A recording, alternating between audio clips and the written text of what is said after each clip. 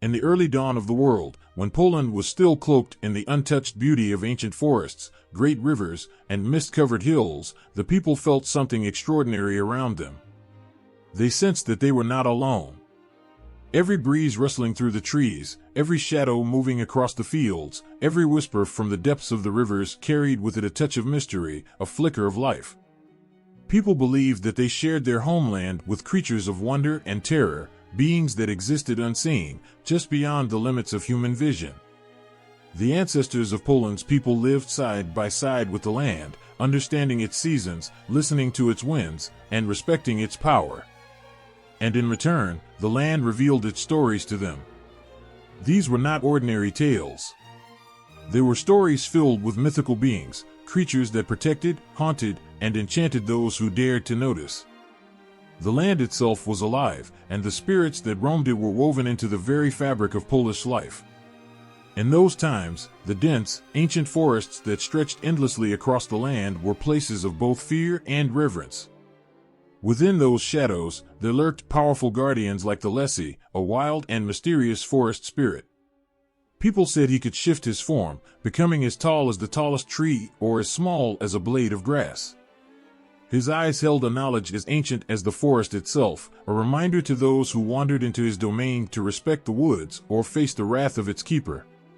Those who left offerings at the edge of the forest found their path safe, but those who disrespected nature's balance could find themselves lost, turned around by an invisible hand, hearing strange laughter echoing through the trees. These beliefs weren't born from mere superstition. The people could feel a presence around them, a sense of connection with something larger than themselves. They called upon the spirits for protection, for blessings on their crops, for healing. They knew that in their fields, where wheat and barley swayed under the sun, there were guardians too. The spirits called skrzats were believed to live among them, mischievous and sometimes temperamental, but always loyal to those who respected them. They were small, cunning beings who could bring either good fortune or a stroke of trouble, depending on how they were treated. Families would leave tiny offerings, bits of bread, a small bowl of milk, to keep these household spirits content. For the people, keeping skrzats happy meant keeping their own lives balanced and safe. The rivers, glistening under the sunlight and swirling with untamed currents, held their own secrets.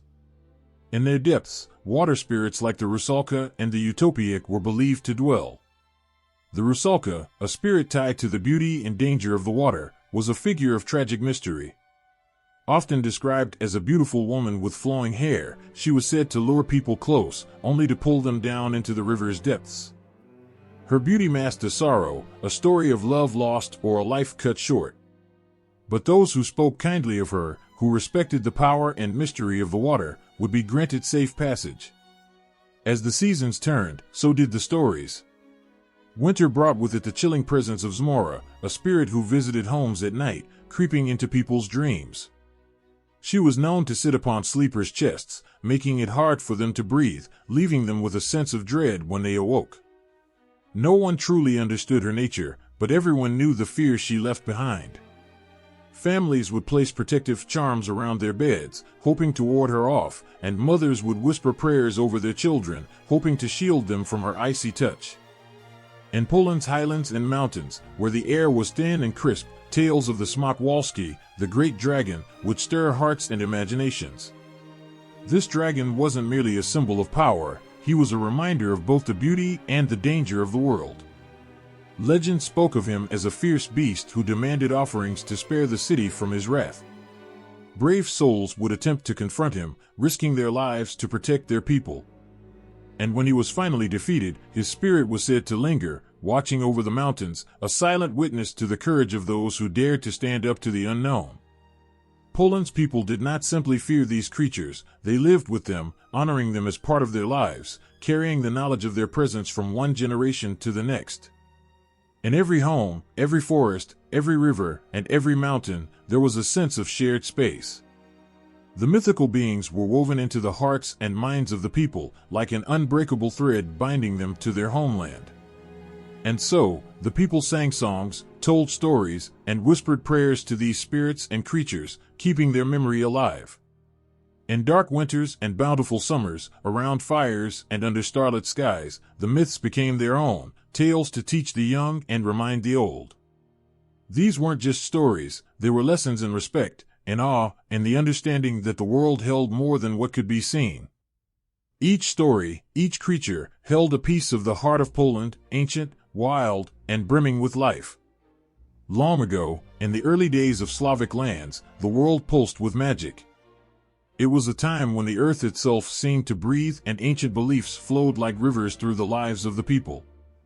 Every tree, river, and mountain held a story, and every shadowed corner of the land whispered of creatures that were neither fully divine nor fully mortal but somewhere in between. The Slavic people knew their world was not theirs alone, and they walked it with a reverence that ran deep, one that connected them to forces beyond human understanding. In those ancient times, they believed that the world was divided into three realms: the heavens, the living earth, and the mysterious underworld. Each realm was filled with beings who shaped life itself, and these beings were not separate from the lives of the people, they were bound together like roots to soil. The heavens were ruled by Perun, the god of thunder, his voice booming through the stormy skies, protecting people from chaos and darkness. Every crack of thunder reminded the people of Perun's power, his spirit entwined with Poland's wild storms and unpredictable skies. But it wasn't only the sky that held magic. The land itself was alive, and the ancient Slavs saw this with awe. They knew that deep within the forests, powerful spirits watched over them. Leshi, the spirit of the woods, was one of them. Tall as the trees, his hair as wild as the forest, Leshi was the keeper of secrets. If someone dared to enter his forest without respect, he could lead them astray, making the familiar paths twist and turn until they were hopelessly lost. But those who honored the land and respected the balance of nature felt his protection. The people learned to leave offerings at the edge of the forest, pieces of bread or a handful of grains, to show their gratitude and to seek his favor. In Leshi's gaze, they saw the untamed spirit of the wilderness, a reminder of the deep, ancient bond between humans and nature. Water, too, was sacred and filled with mystery. The rivers and lakes held the spirits of Rusałki, enchanting water maidens who were both beautiful and feared. They were believed to be the souls of young women who had met tragic fates, drawn back to the world of the living by the pull of the water. With their flowing hair and haunting eyes, the Rusałki would appear on moonlit nights, singing songs that were both beautiful and sorrowful. The villagers would sometimes leave small offerings by the rivers, gifts meant to honor the Rusałki and to ask for their mercy. Those who showed them kindness would be blessed, but those who scorned them risked a fate as mysterious and haunting as the Rusałki themselves. The water spirits reminded people of life's fragile beauty, like the calm before a storm or a quiet dawn, full of wonder but shadowed by a hint of sadness. Beneath the earth lay the underworld, a place not of fire and brimstone, but a realm as old as time itself, filled with its own spirits and guardians. One of these beings was Wels, the god of the underworld, who ruled over spirits and the realm of the dead. Unlike the dark figures of other cultures' myths, Wels was not an evil being. He was a wise keeper of ancient knowledge, a shepherd of the lost and forgotten. His domain was a reminder to the Slavs that death was not an end, but another part of life's great circle. Wels was also the god of wealth, and his gifts came from the earth's treasures, the fertile soil, the crops, and the animals. The people knew to give thanks to Wels, for his power was vast, and his wisdom ran deep, like roots buried beneath the surface. There were smaller spirits too, beings that filled daily life with magic and mystery. In every home, the ancient Slavs believed there was a domovoi, a household spirit who watched over the family. The domovoi was often imagined as an old, wrinkled figure, small and hidden, but his presence was felt in every corner of the home. He would help the family with their chores, protect the animals, and bring good fortune to the house. But he was not a servant, he was a guest, deserving of respect. Families would leave a piece of bread or a bowl of milk out at night for the domovoi, a small token of thanks for his protection. To ignore him, or to act selfishly, could make the domovoi leave, taking the household's luck with him. Beyond the homes and villages, the Slavs knew that other creatures roamed freely. The wild fields, mountains, and deep places of the earth belonged to the Skrzots, small, cunning beings who played tricks on those who took themselves too seriously. They would hide objects, tangle hair, or play pranks on people to teach humility and to remind the villagers not to take life too seriously. Skrzots taught lessons through laughter and mischief, showing people the value of lightheartedness in a world full of mystery and challenge. Each season brought its own spirits and rituals, each one a reminder of life's rhythms and the presence of unseen forces. In winter, when the world grew dark and cold, the people would light fires and sing songs to keep the Zmoras, dark spirits of the night, at bay. These spirits, believed to be restless souls, would creep into homes, causing nightmares and chills. The warmth of the fire, the strength of family bonds, and the songs of the people were powerful enough to protect them. These simple acts became symbols of resilience, of hope in dark times, a way to honor the spirits and find strength in the face of fear. The ancient Slavic beliefs were more than just stories, they were a lifeline, a way of seeing and understanding the world. These beliefs whispered of things that could not be explained, but were felt in every breath of wind, every flicker of light, every silent shadow. The spirits and creatures of Polish folklore were not distant beings, they were part of the people's daily lives, woven into their thoughts, their rituals, their songs. Through these beliefs, the Slavs saw the world as a place filled with life, where even the unseen was as real as the soil beneath their feet. In each spirit, each creature, each god, they found something of themselves, a reminder of the magic and mystery that surrounded them, a reminder to walk through life with respect, with wonder, and with an open heart. In Poland, where fields stretch beneath vast skies and forests are thick with ancient trees, there exists a quiet belief that not everything in life can be seen. Myths and creatures of old have found their way into the heart of Polish culture, hidden in everyday life, woven into traditions, and whispering through customs. These beings aren't just characters in old tales, they're symbols, reminders of values, and silent witnesses to the soul of Poland. Long ago, people knew that life was unpredictable. A good harvest could turn into a barren field overnight, a gentle river could suddenly flood its banks.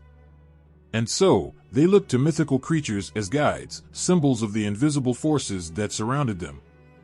They believed that these creatures were everywhere, shaping the very life they led, teaching lessons about respect, courage, kindness, and humility.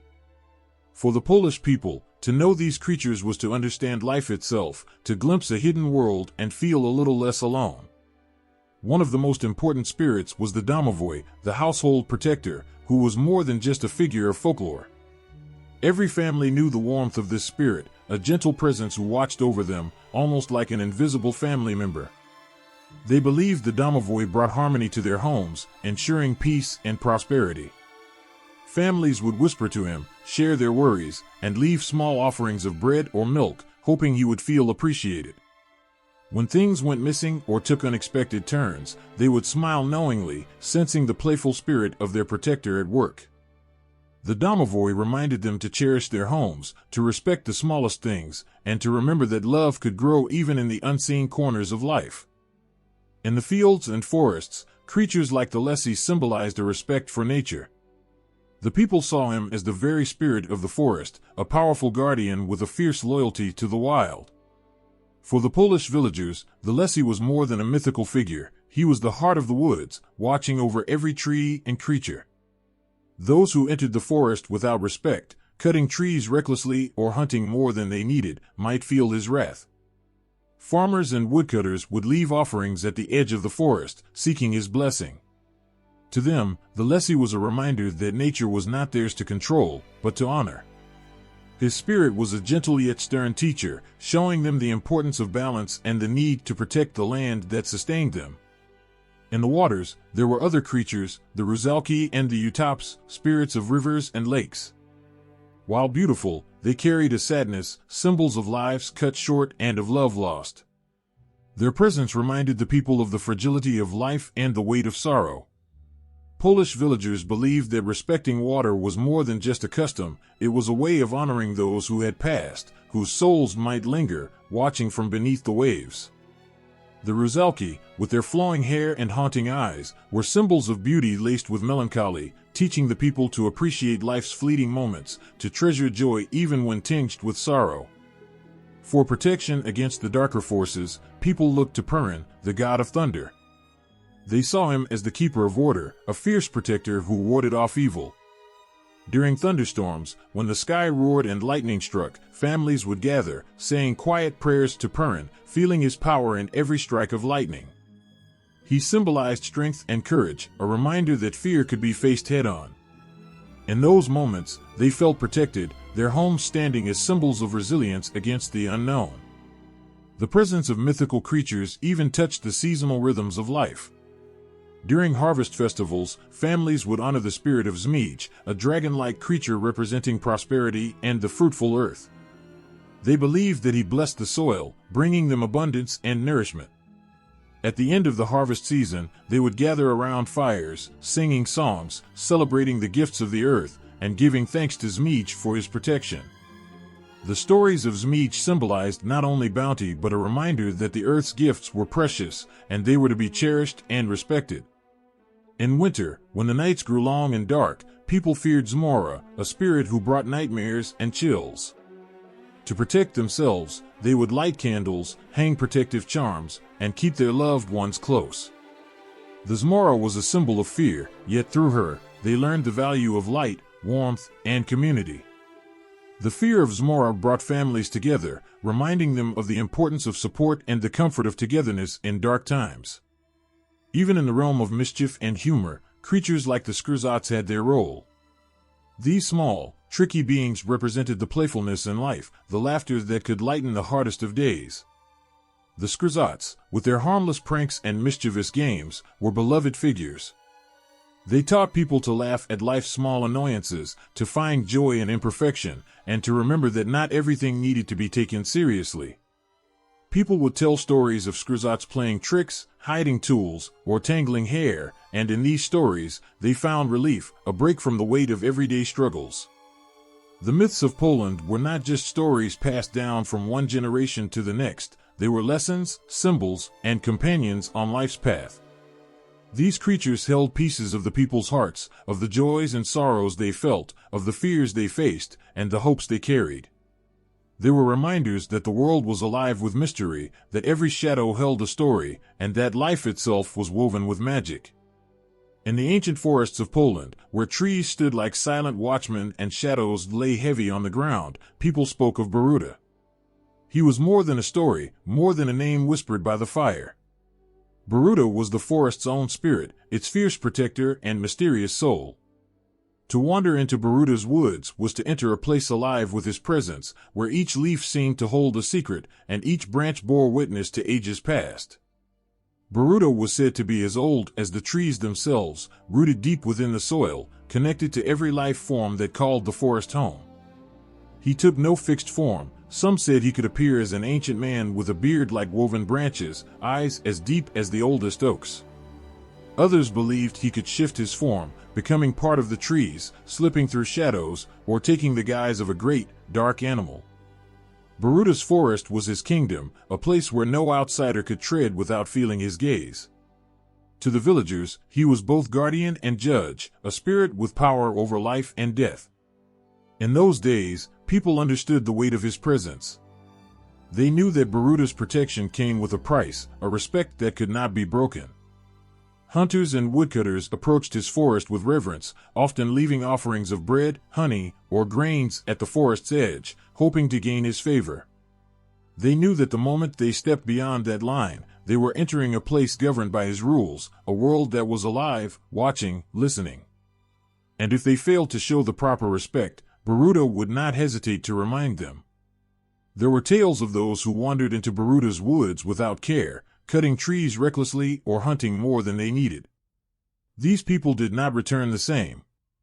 Some spoke of how Boruta had led them astray, making familiar paths twist and turn until they found themselves hopelessly lost, surrounded by shadows, hearing whispers in the wind. Others returned home with eyes wide with fear, speaking of strange sights, trees seeming to move, a feeling of being watched by eyes they could never see. Boruta's power was not about brute force, it was the quiet, ever-present reminder that the forest was alive and that it belonged to him. But to those who respected him, Baruta was a friend, a protector. Villagers told stories of how he had saved lost children, guiding them gently out of the woods, leaving signs in the moss or leading them with a trail of gentle light. Hunters who took only what they needed spoke of finding their way back even in the darkest nights, feeling a presence guiding them, comforting them, like an invisible hand resting on their shoulder. Baruta was not just the spirit of the forest, he was the spirit of protection, the soul of the land itself. During storms, when the winds howled through the trees and lightning cracked across the sky, the villagers would gather, saying quiet prayers to Baruta. They believed he stood as a shield against the storm's fury, his strength holding the forest together, protecting their homes from the wildness of nature. And when the storms passed, they would see his handiwork, the trees bent but unbroken, the forest whole and standing strong. To the people, these storms were Baruta's way of testing their strength, reminding them of the bond they shared with the land. Generations grew up hearing these stories, learning to respect Baruta's woods, to honor the land and the life within it. Grandparents would sit by the fire, their voices soft and steady, telling wide-eyed children about Baruta's forest. They would speak of how Baruta walked with the wolves, ran with the deer, how he loved the quiet of the trees, the life hidden beneath the earth. These stories were not just tales, they were lessons, memories passed down, a way of teaching children that the forest was more than just a collection of trees. It was a living place, a sacred space where the spirit of Baruta lingered, protecting, guiding, watching.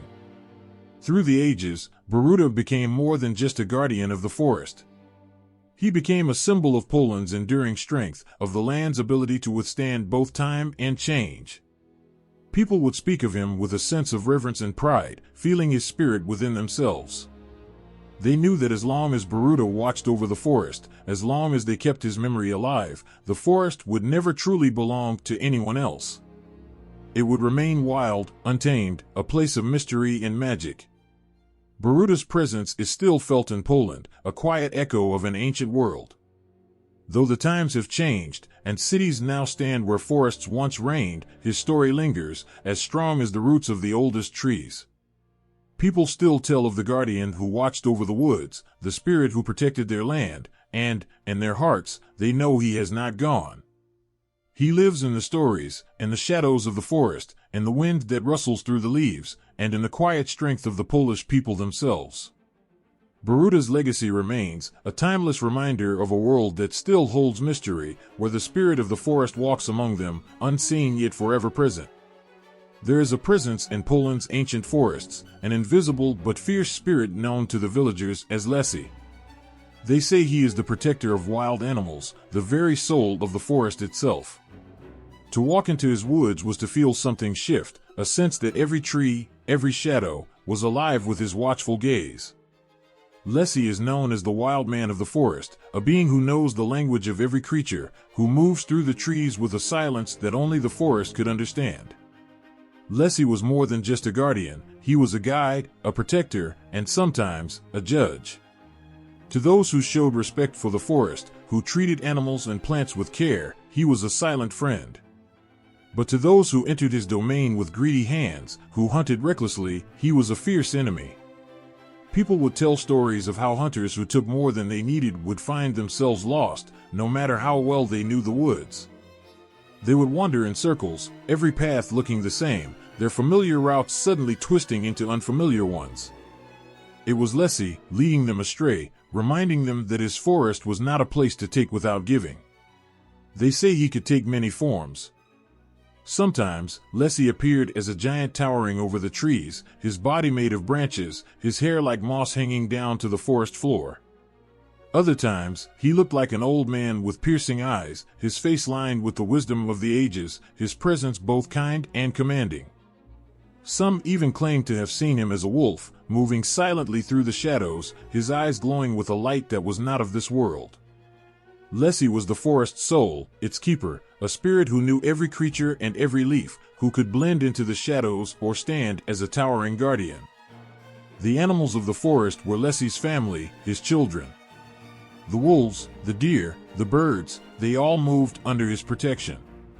In the cold of winter, when food was scarce, Leslie would guide the animals to places where they could find shelter and warmth, his gentle touch leading them to safety. And in return, the animals trusted him, sensing his presence like a comforting heartbeat, knowing that he would protect them from harm. Hunters who saw a lone wolf or a deer watching them from the shadows knew it was Leslie's way of reminding them to take only what they needed, to respect the life of the forest as much as their own. Children grew up hearing tales of Leslie, stories whispered by the firelight. Parents would tell their sons and daughters about his power, his fierce love for the animals, his deep connection to the land. They would teach them to show respect for every creature, to understand that every life in the forest had its place and its worth. And as the children grew, they carried with them the lessons of Leslie, treating the forest as sacred ground, a place where every step mattered. Leslie was not only a protector, but also a guardian of secrets. The villagers believed that he knew things no human could ever know, that he had seen ages pass, that he remembered every story, every tragedy, every joy. They would speak of him with reverence, saying that he could read a person's heart, that he knew their intentions before they even entered the woods. Those with good hearts, who came to the forest with a love for nature, felt his presence as a gentle touch, a guiding force. But those who brought harm or greed felt the weight of his gaze, a reminder that they were not welcome. During harvest festivals, when the village celebrated the gifts of the land, they would remember Leslie. They would offer thanks to him, leaving small tokens at the edge of the forest, bread, grains, sometimes even a bit of honey. They knew he watched from the shadows, that he felt their gratitude, that he understood their respect. And in return, they believed that he blessed their harvest, that his spirit lingered in the fields, protecting their crops and ensuring the land's bounty. To them, Leslie was more than a spirit, he was a friend, a guardian who stood watch over both the forest and the people who cherished it. The old stories spoke of times when Leslie had even saved those who had lost their way. There were tales of children who had wandered too far into the woods, their cries muffled by the dense trees. Villagers would search tirelessly, calling out, their voices echoing into the night. And just when all hope seemed lost, the children would appear, unharmed but dazed, telling of how they had followed a gentle voice or a trail of soft light, leading them home. It was Leslie, they believed, guiding the lost back to safety, his compassion as fierce as his protection. Through the ages, Leslie's stories lived on, his presence felt in every whisper of the leaves, and the quiet rustle of animals moving through the underbrush. People would tell these tales, passing them down like treasured heirlooms, each generation adding to the legend of the wild man of the forest. Even as the world changed, as cities grew and forests dwindled, the memory of Leslie remained, as strong as the roots of the ancient trees he guarded. To this day, people still speak of him, still feel his presence in the oldest parts of the forest, where the shadows are thickest, where the air is still and silent. They know that he watches, that he walks the forest floor, his steps as old as the land itself, his spirit woven into every leaf, every creature. Leslie's story lives on, a reminder of a world that is both fierce and kind, a place where respect for life and the land holds a beauty beyond words. There is a story whispered by the rivers and lakes of Poland, a tale that feels like a quiet song carried on the evening mist. They say that if you stand close enough, you might catch a glimpse of her, the Vila, the water maiden. She is the spirit of the water, a creature of both beauty and sorrow, dancing in the twilight where the river meets the shore, her form like shimmering light across the waves. Some say her presence is a blessing, others warn that she is both friend and danger, but all agree, the Vila belongs to the water, her heart bound to the rivers and lakes. The Vila is said to be stunning, with long, flowing hair that moves like water, eyes that hold the endless depths of the lake, and a voice so soft it feels like a lullaby. When the wind blows through the reeds, it sounds like her laughter, light and haunting, a sound that stays with you long after you've left the water's edge. Some claim that her dress is woven from mist and moonlight, clinging to her like morning dew, making her blend into the mist as though she is part of the river itself. She moves like a ripple across the lake, her steps barely touching the ground, leaving no trace except in the hearts of those who see her. Fishermen speak of her, eyes wide and voices low, sharing tales of her beauty and mystery. Some claim that she appears in the early dawn, her face barely visible in the morning mist, watching over the waters, her presence a comfort to those who respect the lake. But they warn of her power, of how the vila is not to be taken lightly. Many say that those who disrespect the water or take more than their share will feel her wrath, their boats overturned by an unseen force, their fishing nets pulled away by invisible hands. The vila, they say, protects the water fiercely, her love for the rivers and lakes as strong as the current itself. And yet, the vila is not a spirit of anger. She is also known for her kindness, her gentle nature. People tell stories of travelers lost by the water at night, cold and afraid, only to feel a warm breeze, a soft light guiding them back to safety. They speak of hearing a soft melody, a voice singing in a language long forgotten, comforting them, filling them with a peace they cannot explain. The vila, they believe, watches over those who respect the water, guiding them home, protecting them from harm. Her presence is both mysterious and calming, like the quiet depth of a lake that hides more than it shows. There are legends of men who have fallen in love with the vila, captivated by her beauty, drawn to the water by an invisible pull. They speak of how her eyes seem to call to them, a silent invitation to join her in her world beneath the water. Some of these men are said to have waded into the lake, enchanted, unable to resist the pull of her gaze, disappearing into the depths, never to return. And yet, these tales are not ones of sorrow or fear. They are told with a strange sense of peace, as though those who join the vila become part of something greater, bound forever to the beauty of the water. But the vila's world is not for the living. She belongs to the rivers and lakes, her heart forever tied to the water. Those who try to capture her, who seek to possess her beauty, are met with a different side of her nature. The stories speak of men who tried to catch her, then nets thrown over the water where she danced. But the vila cannot be held, she slips through their fingers like water, her laughter ringing out, haunting and beautiful, as she disappears beneath the waves. And those who try to take her by force find themselves haunted by her voice, hearing her song in their dreams, feeling her presence in every ripple, every shadow on the water. They are left with nothing but a memory, a longing that can never be fulfilled. To the people of Poland, the vila is more than just a spirit of the water. She is a part of their land, a reminder of the beauty and power of nature. She embodies the rivers and lakes, their quiet strength, their endless depth, their mystery. When villagers go to the water's edge, they feel her presence, a gentle reminder to treat the water with respect, to remember that it is alive, a world all its own. Children are taught to greet the lake with a quiet word, a gesture of respect for the vila, to leave a small offering, a flower, a piece of bread, something to honor her presence, to thank her for watching over the water. On moonlit nights, when the water glows silver and the air is still, the stories say that the vila can be seen dancing on the lake, her figure barely visible, moving like mist across the water. Those who have seen her say it is a sight they can never forget, a beauty that feels like it belongs to another world, a moment of magic that stays with them forever. They speak of feeling a peace they cannot explain, a connection to something ancient, something that feels like a dream. And even for those who have never seen her, the vila's presence is felt in every ripple, every reflection on the water. She is the spirit of the rivers and lakes, the heart of the water itself. Her story is as endless as the rivers, her beauty as deep as the lakes, her mystery as timeless as the land. She is the vila, the water maiden, the guardian of the waters, forever bound to the beauty and magic of Poland's rivers and lakes. They say that when dusk settles over the villages and the mist rises thick and quiet from the fields, it is best to keep children close. The air grows still, and mothers call their little ones indoors with a touch of fear in their voices.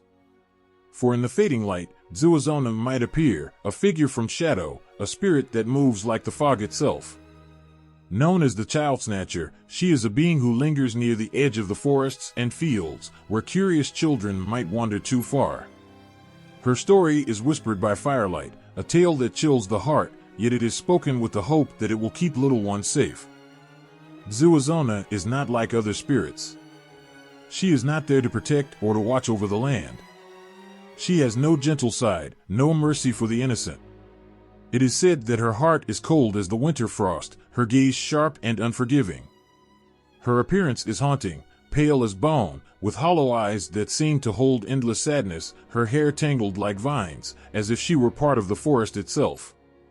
She wears old, tattered clothes, wrapped tightly around her as though she clings to something long lost.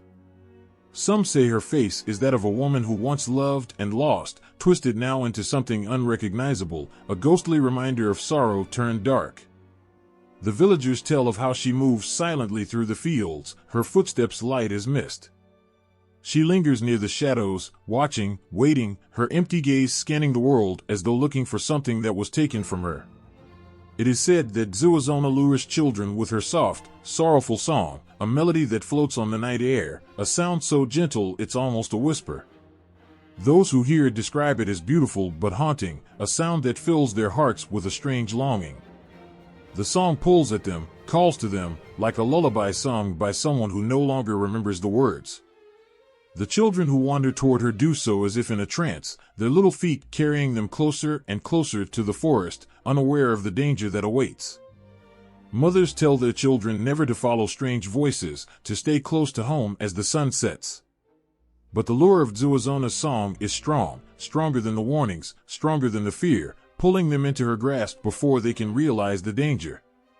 They vanish as quickly as the mist, gone without a trace, leaving behind empty beds and broken hearts.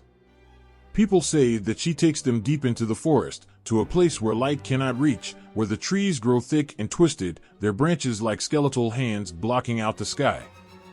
In her dark domain, the children are lost, surrounded by shadows, their voices swallowed by the silence.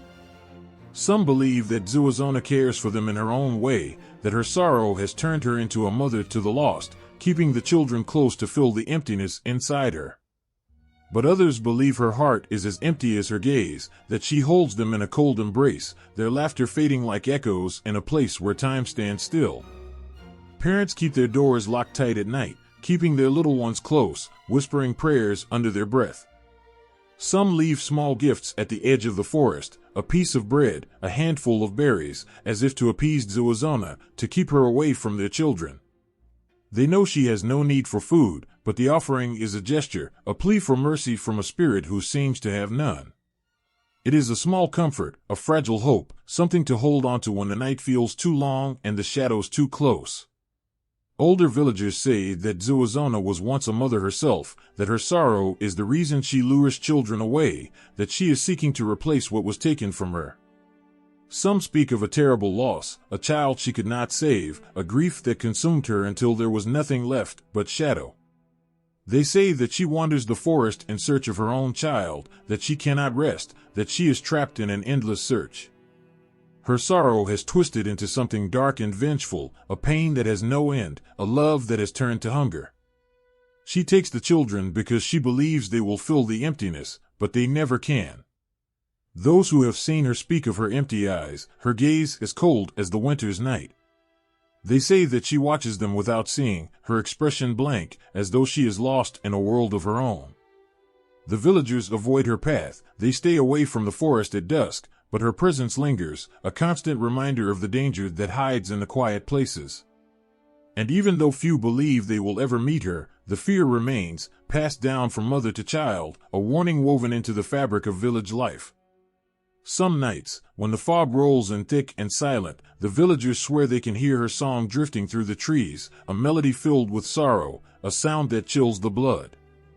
They listen with a mix of fear and pity, knowing that Zuazona is out there, somewhere, her song filling the night.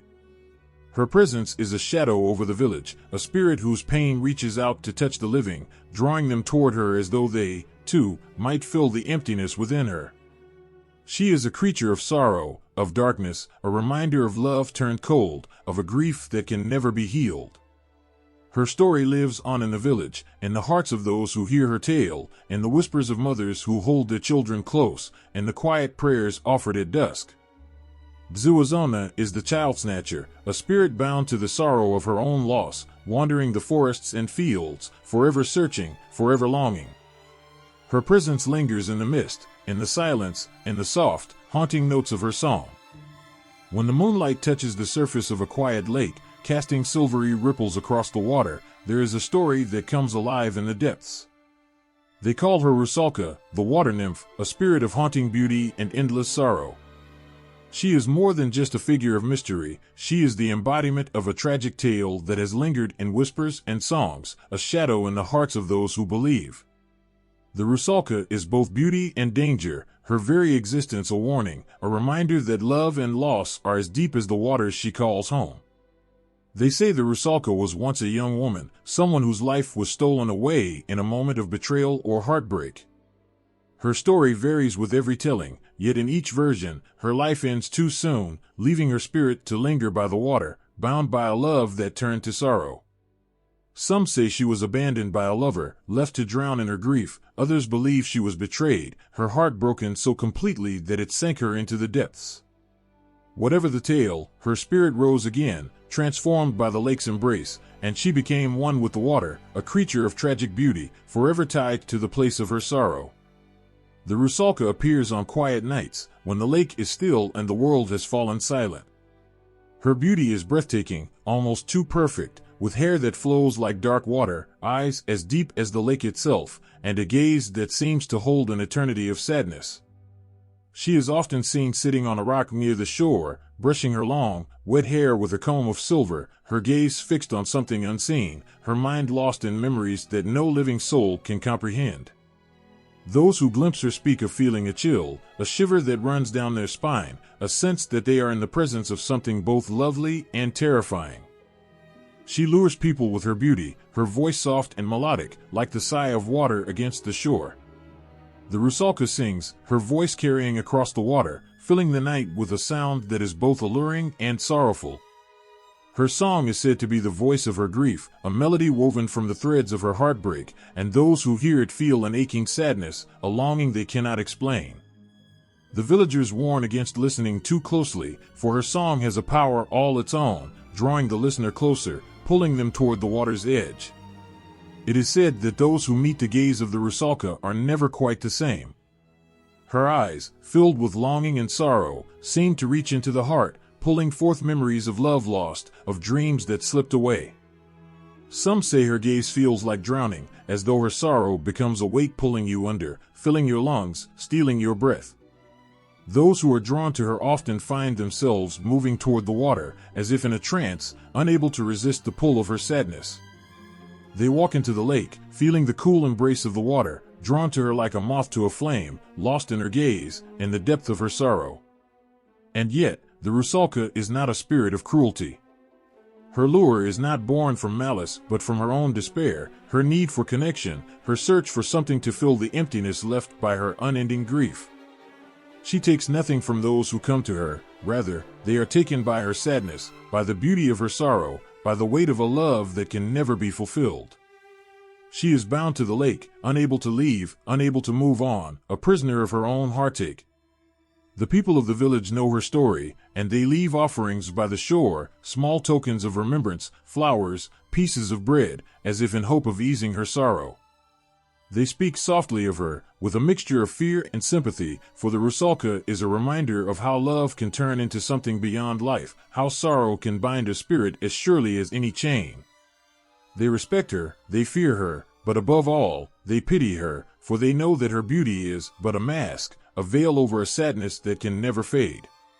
On certain nights, when the moon is full and the mist hangs low over the lake, they say you can see her dancing in the water, her movements as fluid as the waves, her form barely visible, like a ghost caught in a moonbeam.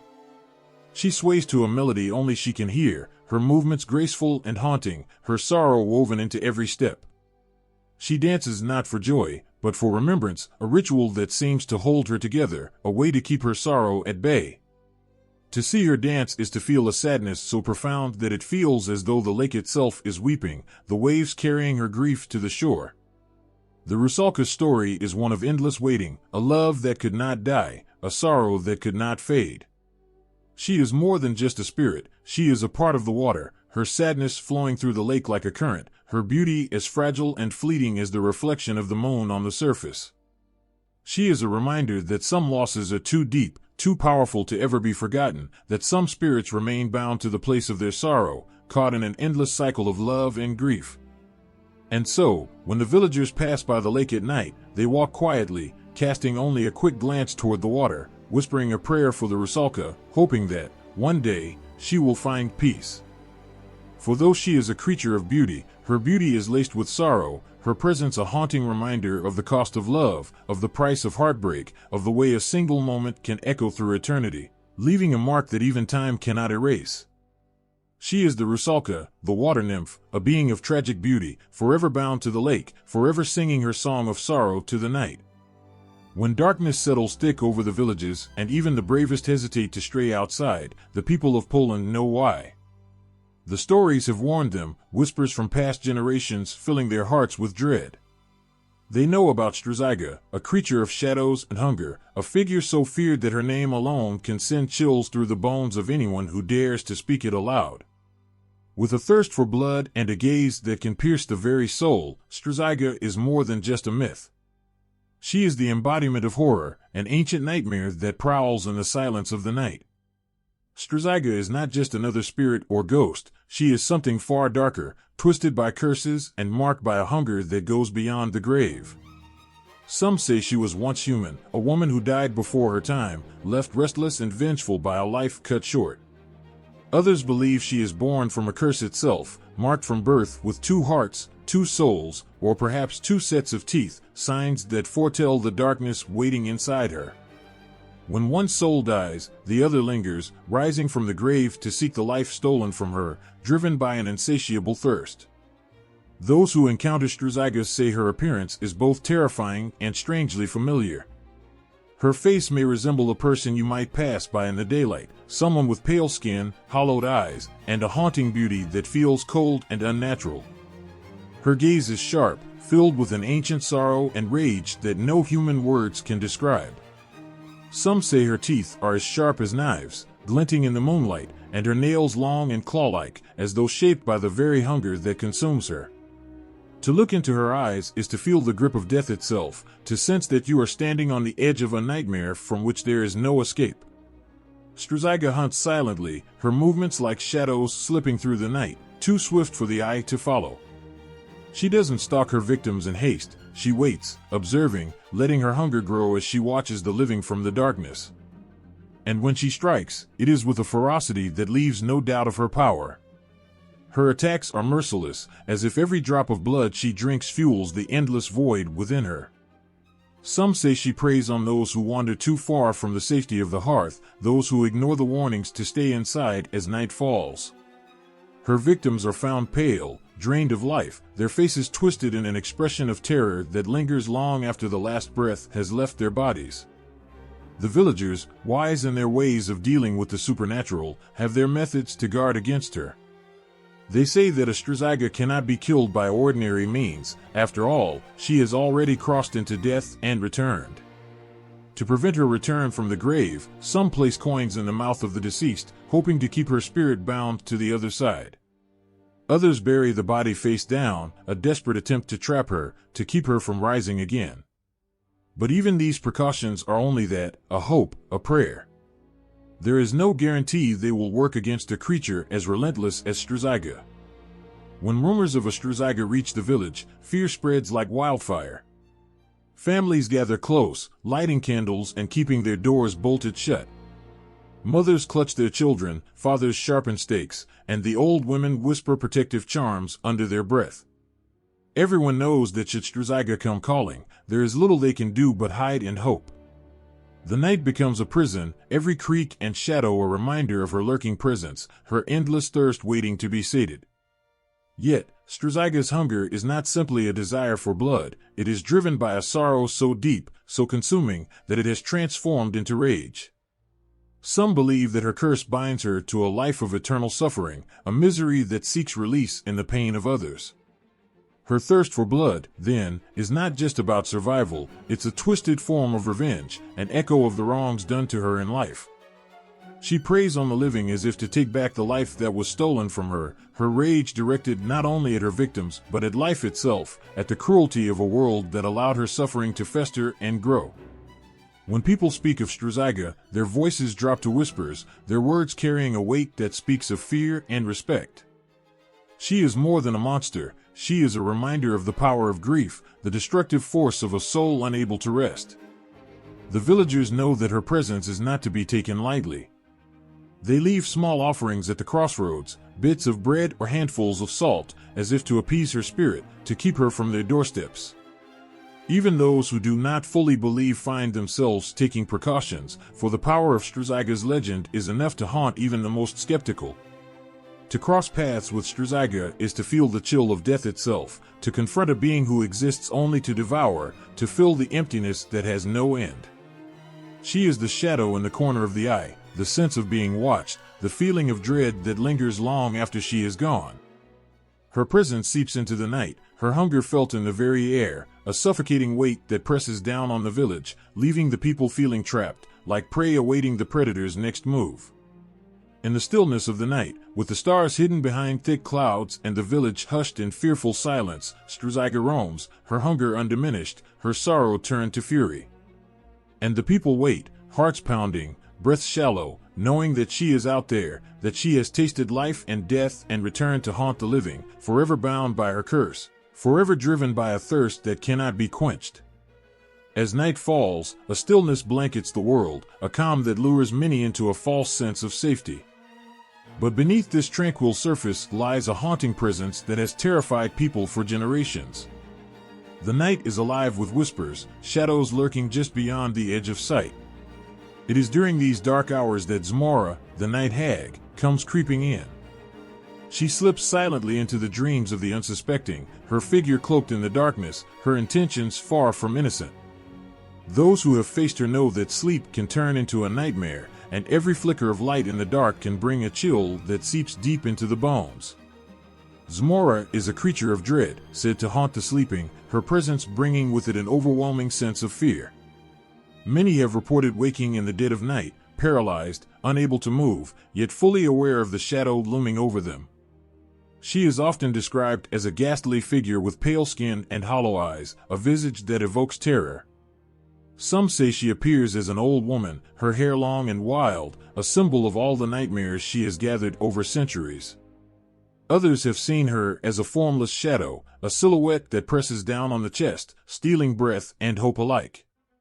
The more you learn about her, the more you understand that she is not just a figment of imagination, she is a manifestation of our deepest fears. Each night, when darkness wraps around the world like a suffocating blanket, Zmora waits for her moment to strike. She is patient, stalking her prey as they drift into the fragile realm of sleep. The way she enters is hauntingly silent, slipping between dreams like a thief in the night. Those who fall victim to her embrace often describe a sensation of being held down, as if invisible chains bind them to their beds. Their hearts race, panic surging through their veins as they fight to escape. Yet, no matter how hard they struggle, they remain trapped, imprisoned by a fear that feels all too real. In those moments, Zmora weaves nightmares so vivid that the line between reality and the dream world blurs. She knows exactly how to exploit the vulnerabilities of her victims, crafting scenarios that tap into their worst fears. Perhaps it is the fear of being abandoned, of losing a loved one, or the haunting feeling of being chased by a relentless force. Each dream takes on a life of its own, each fear intensifying under her watchful gaze. Her laughter echoes in the darkness, a sound that chills the heart and sends shivers down the spine. It is said that those who wake from her grasp often remember the dreams so clearly that the fear lingers long after dawn breaks. Families share stories of the terrors Zmora brings, each tale adding another layer to the growing legend. Children are tucked into bed with warnings about her presence, parents whispering prayers to ward off her wicked influence. The mere mention of her name sends a ripple of unease through the room, a reminder of the unseen dangers lurking just beyond the threshold of sleep. Yet, even as they sleep, their dreams can spiral into horror, twisting their minds into dark places they can't escape. Zmora thrives on fear, feeding off the energy that radiates from those who succumb to her haunting. Her spirit grows stronger with every nightmare she weaves, and with each soul she ensnares, she becomes more powerful, more unyielding. Those who experience her wrath often wake up exhausted, as if a weight has been lifted, but not without leaving its mark. The haunting feeling stays, a reminder that she is always waiting in the shadows, ready to pounce the moment their guard is down. The fatigue is not merely physical, it is a weariness of the soul, a draining of the very essence of life itself. Legends speak of remedies to keep Zmora at bay, but whether they work is a matter of belief.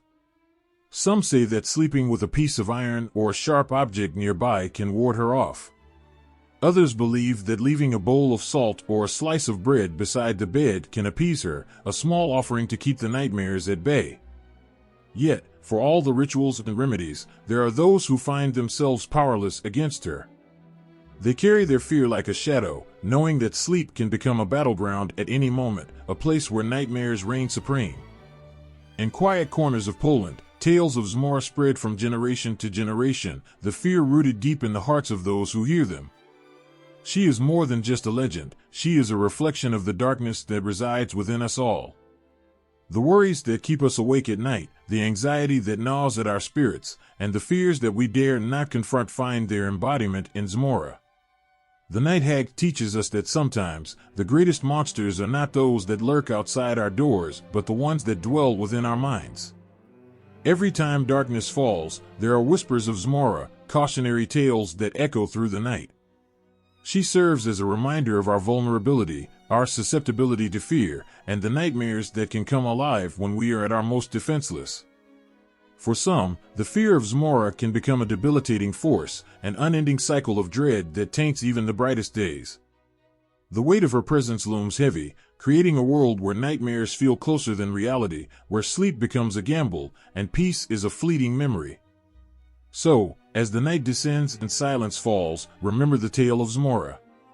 She may be just a story to some, but to others, she is a haunting reminder of the darkness that can seep into our lives when we least expect it. With every flicker of the candle, every rustle of the leaves outside, the fear of Zmora remains, ever watchful, ever present, waiting for her next opportunity to strike. In a world where sleep is supposed to be a refuge, she turns it into a battlefield, a place where nightmares can come alive, and the heart races with the terror of the unknown. There's a story that has drifted through Polish lakes and swamps for as long as people can remember, a whisper that echoes through the reeds and ripples on the water. It's a story that sends shivers down the spine of those who walk alone near the water's edge as dusk settles.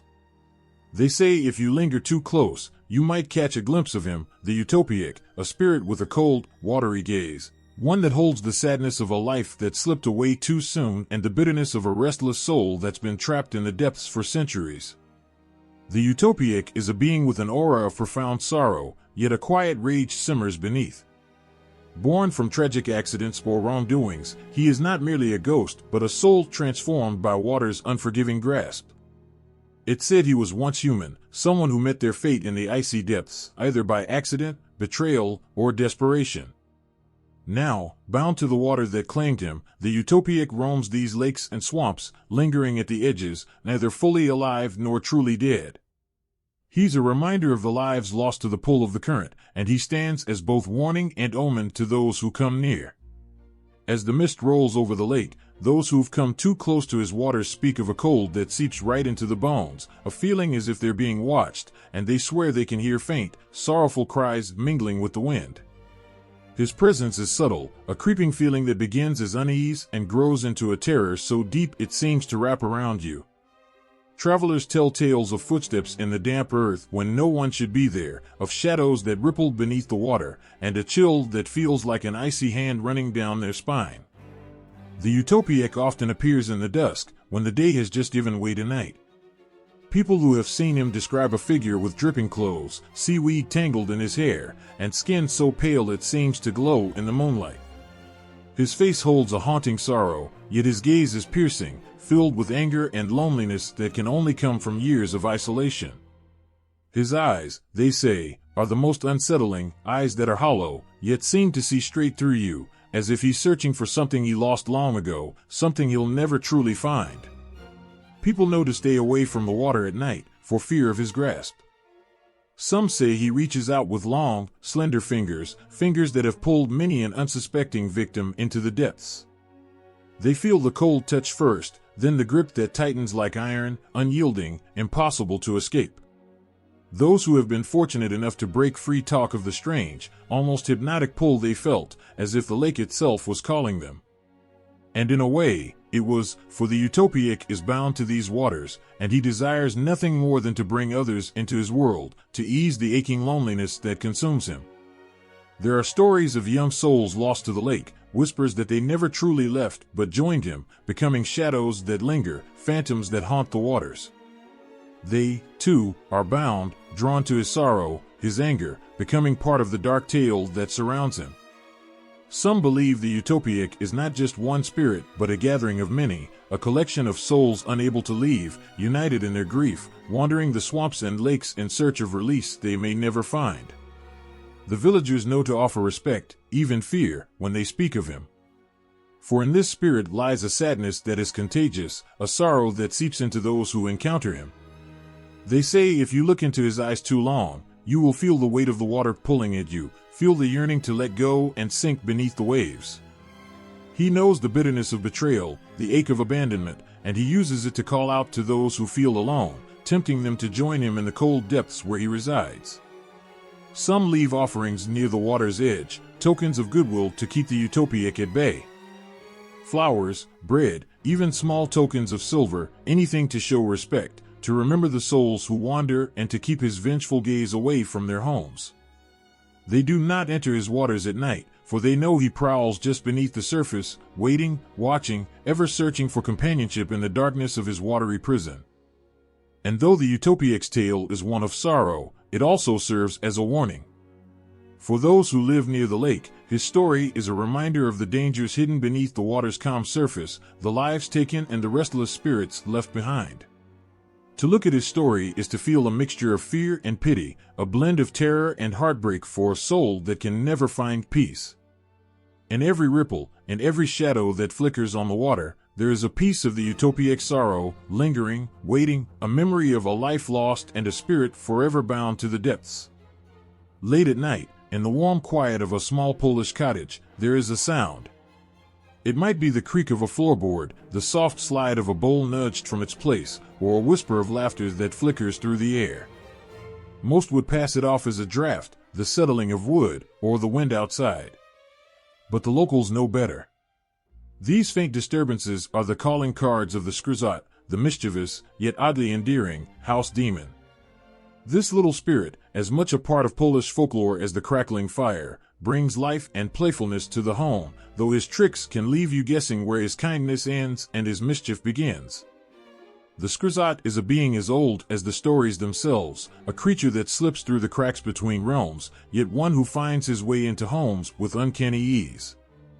Standing barely the height of a child's knee, he is often described as having a beard that flows like silver threads, eyes twinkling with a secret joy, and a pointed hat that droops endearingly over one brow.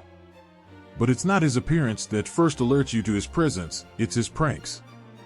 A missing key, shoes switched from their rightful pairs, milk turned sour overnight, these are the everyday mysteries he brings into the lives of those he decides to visit. The villagers say the skrzat is drawn to laughter and warmth, and he chooses his homes carefully. The hum of a family at the dinner table, the clinking of mugs, a child's soft giggles, these sounds call to him like the song of a familiar tune.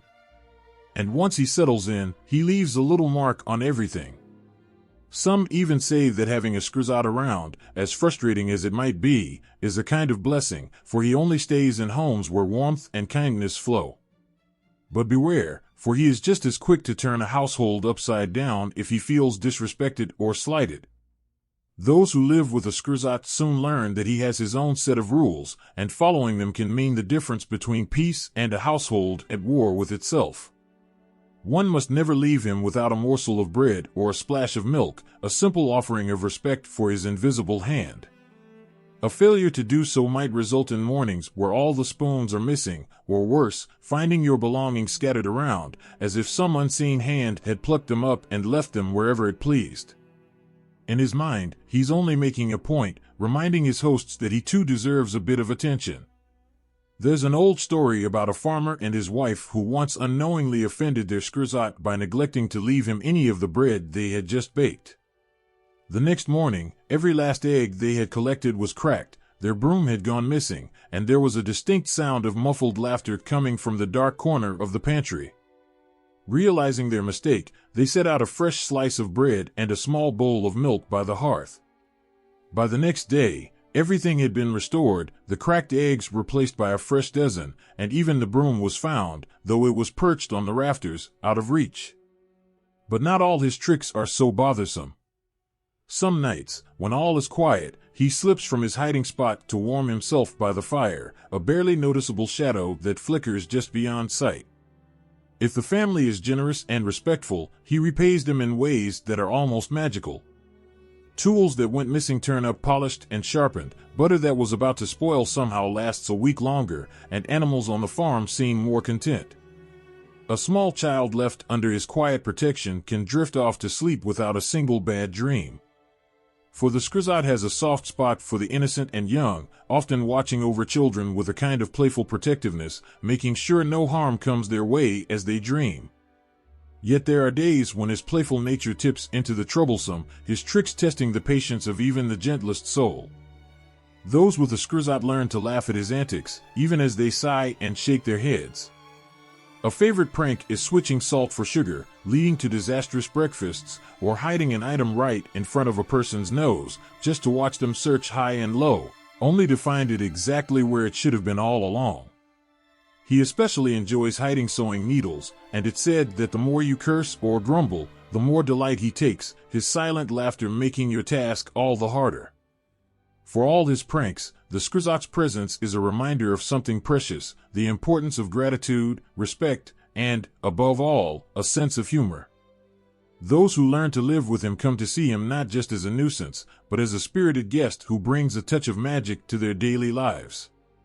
He's a creature born of laughter and mystery, one who asks for little but gives much in his own peculiar way.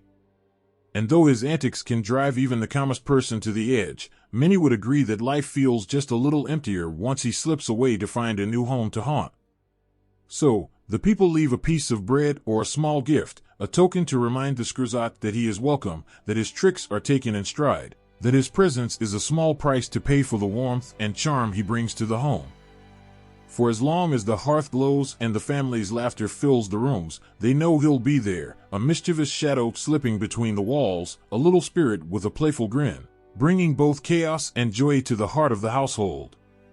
On the edge of a small Polish village, under the silver light of the moon, a terrifying legend stirs in the darkness.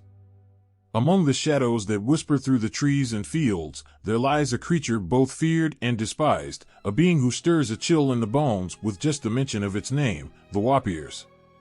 Unlike the glamorous vampires of other tales, the Wapirs is a thing of nightmares, its presence both subtle and chilling, as if the darkness itself had taken form, wrapped in the mystery of ancient fears. The Wapirs does not glitter in moonlight or lure victims with a charming smile. Instead, it moves with the quiet malevolence of a shadow, emerging from graves with soil still clinging to its pale skin, eyes hollow and hungry for life. It is said that the Wapirs does not even need to touch you to steal your breath, your warmth, your very essence. The villagers fear not the sharp bite of teeth, but the chilling thought of a creature who can consume life with just a glance, leaving its victims drained and pale, as if touched by the very hand of death itself.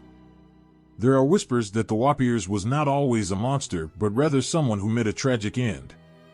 Many say it's the spirit of a soul who died carrying deep grudges or unresolved darkness, someone so unwilling to let go of life that even death could not keep them bound. And so, they rise, cloaked in rage and emptiness, seeking the warmth they have lost and bitterly craving the life they can no longer feel. In Polish villages, tales of the Wapirs are passed down through generations, with each retelling sharpening the edges of fear. It is said that families keep their dead under close watch, carefully laying them to rest with iron stakes and holy symbols, knowing that some souls may refuse to rest. They fill graves with stones, press garlic cloves between a corpse's lips, and place a sickle above the chest, all in desperate attempts to bind the dead to the earth, to prevent the Wapirs from rising. The stories are a stark reminder of the villagers' deep understanding of both the human soul and the terrifying power of the unknown. Unlike the familiar tales of vampires who seek blood, the Wapirs' hunger is for something less tangible yet even more frightening, the vital force of life. Those who have encountered the Wapirs tell stories of waking to a terrible weight pressing on their chests, a heavy silence stealing their breath, and an icy chill that cuts through flesh and bone. They are left shivering, weak, and pallid, as if something unseen has drained them from within. And though they might survive one such encounter, the next may be their last, for the Wapirs always returns for more, slipping through locked doors and windows, a creature as relentless as the grave itself. For the villagers, the Wapirs embodies a terror beyond any mere creature of the night. It is a monster born not of lust or romance, but of pure despair and hatred, a soul twisted and bitterly clutching at the life it can no longer have. And so, each person who hears these tales clings tightly to their loved ones, hoping to ward off such a dark fate. They watch over each other, their families and friends, knowing that in the end, it is the strength of their community, their love for one another, that can keep the Wapirs at bay. If the dead are suspected of rising, rituals are performed in desperation. A priest is called, villagers gather, and candles are lit in a solemn circle around the grave. Prayers fill the air, and holy water is poured over the earth, each drop a plea for peace, for rest, for an end to the terror. And yet, the Wapirs legend endures, a story that never truly dies, for as long as there is fear and anger, the risk remains that someone might one day rise, eyes empty, heart cold, their soul reaching out from the grave in endless, hopeless hunger. In the ancient forests and misty hills of Poland, there are whispers of a creature that moves like the shadow of a storm, both feared and revered. This is Smok, the serpent dragon, a beast that slithers and coils through the tales of old, possessing a power and presence that few would dare to challenge. Smok is not just a monster lurking in darkness, it is a force of nature, as much a part of the earth as the mountains or rivers, carrying the wisdom and wrath of the ancient lands within its scales. Smok has the form of a massive serpent, yet it is no ordinary snake. Its scales gleam like the dark, cold waters of a river at midnight, and its eyes burn with a fierce intelligence. Some say its wings stretch out like thunderclouds, creating wind strong enough to topple trees, while others insist Smok is a dragon without wings, slithering through forests with a spine-chilling silence. But in every tale, there is one certainty: wherever Smok goes, nature listens, and men tremble. In old stories, the Smok is a guardian of the land and sky, a creature tasked with protecting the natural world. Villagers speak of Smok coiling around mountains, wrapping itself around hills to keep the forest safe from those who would harm them. It does not live in one place, but roams through Poland's ancient landscapes, moving as silently as a breath of wind. For Smok, time does not pass like it does for mortals. It is said to be as old as the stones themselves, watching over the forests and rivers, the valleys and plains, guarding secrets that no human mind can fathom. People have learned to fear and respect Smok, for its wrath is as fierce as its loyalty to the land. Farmers who mistreat the soil, hunters who kill more than they need, these are the ones who feel the dragon's fury. Stories are told of storms and floods that come without warning, leaving fields ruined and livestock scattered. And when the villagers look to the darkening sky, they say they can see a great serpent shape twisting through the clouds, its eyes like embers against the twilight, a warning to all who defy the balance of the earth. Yet Smok is not without mercy. For those who show kindness to the land, who respect the forests and rivers, Smok is a quiet protector. It is said that some have even seen Smok's shadow moving over their crops during seasons of drought, and miraculously, the rains would follow. There are stories of lost children wandering the woods, frightened and alone, who feel a strange warmth as a massive, silent shape moves through the trees, guiding them home.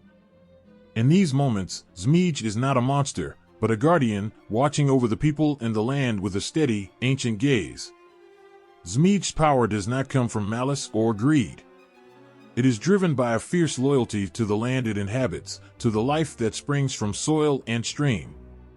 Villagers often leave offerings at the edges of forests or by rivers where Smok is said to pass, small bits of bread, honey, and flowers, tokens of respect for the ancient dragon. They know that to honor Smok is to honor the spirit of Poland itself, a land rich in tradition and strength, bound to the people through stories and soil. Smok is also a creature of mystery, appearing without warning and vanishing just as quickly. Hunters speak of seeing a flash of scales out of the corner of their eyes, only for the creature to disappear into the underbrush.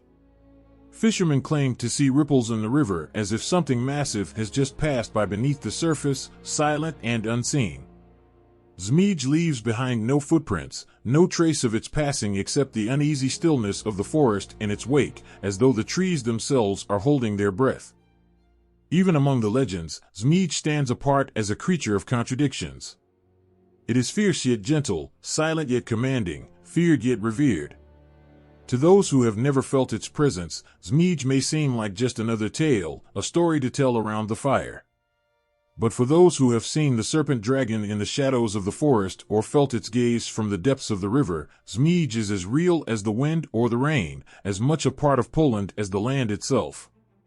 In the hearts of the villagers, Smok lives on, a creature of old magic and eternal mystery, a reminder of the fragile, fierce beauty of the world around them. In the shadows of old Warsaw, an ancient terror was said to lurk, a creature whose very gaze could freeze the blood in your veins. This was the basilisk, a serpent with eyes of death, a creature no one dared look upon, for its stare meant certain doom. People whispered about it in hushed voices, fearing even to speak its name too loudly, as though it could sense their fear from the depths of its dark lair.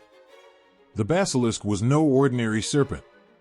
Its scales were dark and glistening, sharp as shards of glass, and its movements were sinuous and silent, a predator without sound or warning.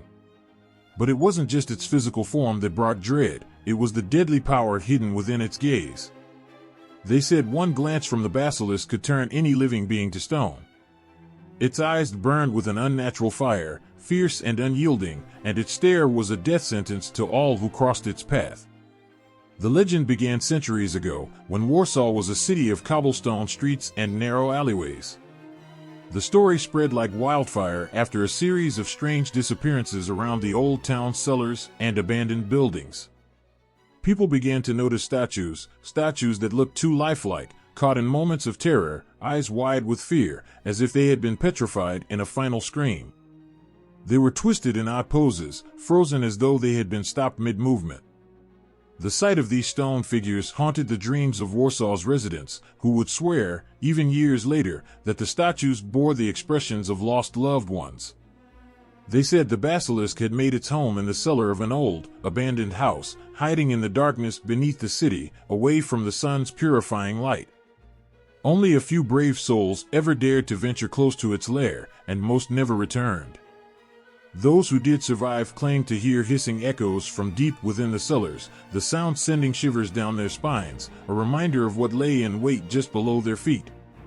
The townspeople lived in constant fear, knowing that any night could be their last if the basilisk chose to roam. They barred their doors, huddling close to their loved ones, and told their children not to stray too far. In those days, no one walked alone at night, for they knew that even the briefest moment alone could lead to an encounter with the creature. Stories began to fill the town, tales of people who had looked into the basilisk's eyes by accident and turned instantly to stone, their faces forever etched with fear and shock. One story in particular haunted the city. It was the tale of a young girl named Eliza, whose curiosity led her to the edge of the basilisk's lair. She had gone to gather herbs near the old, abandoned house, her family's warnings echoing in her mind. But curiosity tugged at her, an irresistible pull, and as she crept closer, she saw what seemed like a glimmer of movement in the shadows. She froze, her heart pounding, and before she could turn away, she felt it, the basilisk's gaze. Her mother found her days later, a lifelike statue, her eyes wide and hands clutching a single herb, forever frozen in a moment of terror. The loss of Eliza struck the town with such sorrow that the people knew something had to be done. And so, they turned to the city's wise old healer, a woman known for her knowledge of the arcane and mysterious. She was a figure of strength and wisdom, and when the townspeople begged for her help, she listened. She understood that no weapon could defeat the basilisk directly, no sword could protect against its deadly gaze. But she also knew that every creature, no matter how powerful, had a weakness. The healer devised a plan. She crafted a shield of polished bronze, so bright that it mirrored every detail of the world around it. She then selected the bravest man in the town, a blacksmith named Yarek, known for his strength and courage. Yarek was given the shield and told to enter the basilisk's lair, but he must never look at the creature directly. Instead, he was to use the shield's reflective surface to find the basilisk and let it be destroyed by its own gaze. With a heart full of fear and determination, Yarrick descended into the cellar, the air thick and stale, each step taking him closer to the source of so much dread. The darkness seemed to press against him, filling his mind with every warning he had heard, every story of the basilisk's terrible power. But he pressed on, clutching the shield, holding it before him as his only protection. Then, he saw it. Reflected in the polished surface, the basilisk's form writhed and twisted, its eyes glowing like embers in the dark. The creature's gaze, now turned upon itself, was as lethal to it as it had been to countless others. With a terrible shriek, the basilisk met its own eyes in the shield, and in that moment, its power turned inward, consuming itself in its own deadly stare. Yarrick watched in the shield's reflection as the creature slowly stilled, its body coiling in agony until, finally, it was no more.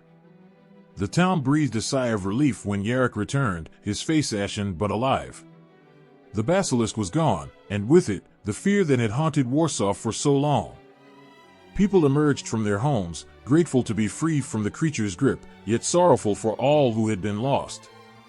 The statues remained, silent reminders of those who had fallen victim to the basilisk's curse, each a testament to the price of curiosity, fear, and courage. Even now, people tell the story of the basilisk of Warsaw, a tale passed down through generations. They say that the shadows of the abandoned cellars still hold a hint of its presence, a chill that creeps up your spine if you dare to venture too close. Long ago, under the shadow of Wawel Hill in Krakow, a terrifying creature haunted the land. Smok Wawelski, the dragon of Wawel, was no myth to the people of the city. This beast was real to them, its presence casting a chilling grip over their lives, filling the town with constant dread. Every child grew up hearing stories of its fiery breath, its scales as hard as steel, and its appetite, an insatiable hunger that could never be satisfied. The Smok Wawelski wasn't just a monster. To Krakow, it was a symbol of fear, a presence that reminded the people that life could be taken away as easily as a leaf plucked by the wind. The creature made its lair in a cave at the base of Wawel Hill, right by the Vistula River, where it could watch the city and keep its hold over the people. When it roared, the very ground seemed to tremble, and the river's surface would ripple as if reacting to the beast's fury. Villagers would hear the terrible sound at night, filling the air like thunder, a reminder of the danger lurking close by. Everyone knew that the dragon's demands were clear, sacrifices of livestock to keep it appeased. The smell of burned animal flesh lingered in the fields and on the wind, a price the townspeople paid for their lives. But each day, with each offering, a new terror grew within them.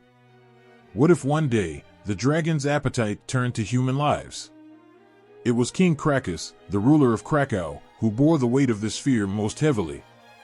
He saw the despair in his people, the strain in their eyes, and the hopelessness that crept like a shadow over their hearts. The dragon was an insult to his rule, a reminder of his own powerlessness in the face of such an unstoppable creature. He tried everything, warriors from far lands, spells from the most learned scholars, but none could stand before Smok Wawelski and live. Each attempt only reminded the people that their nightmare was not one that courage or wisdom alone could end. Among the townspeople, however, there was one young man who believed that a solution existed, something clever and unexpected. This man was Scuba, a shoemaker's apprentice, a quiet, unassuming figure who watched the sacrifices, the sorrow, and the pain with a growing anger. He knew that he couldn't fight the dragon by strength, for it was the kind of beast that seemed invincible, but he believed that he could outwit it.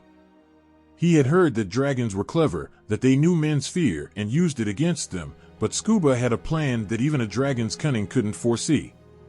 One night, Scuba took a large sheep and filled its belly with sulfur and pitch, packing the animal tightly with the materials that would burn hotter and fiercer than any flame. He stitched it up carefully, and as dawn broke, he laid the sheep by the dragon's cave and then hid nearby, his heart pounding as he waited.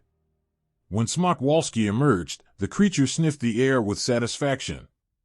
Its eyes, deep-set and fierce, locked onto the sheep, and it licked its lips as it lumbered closer, unaware of the trap that lay within its prey.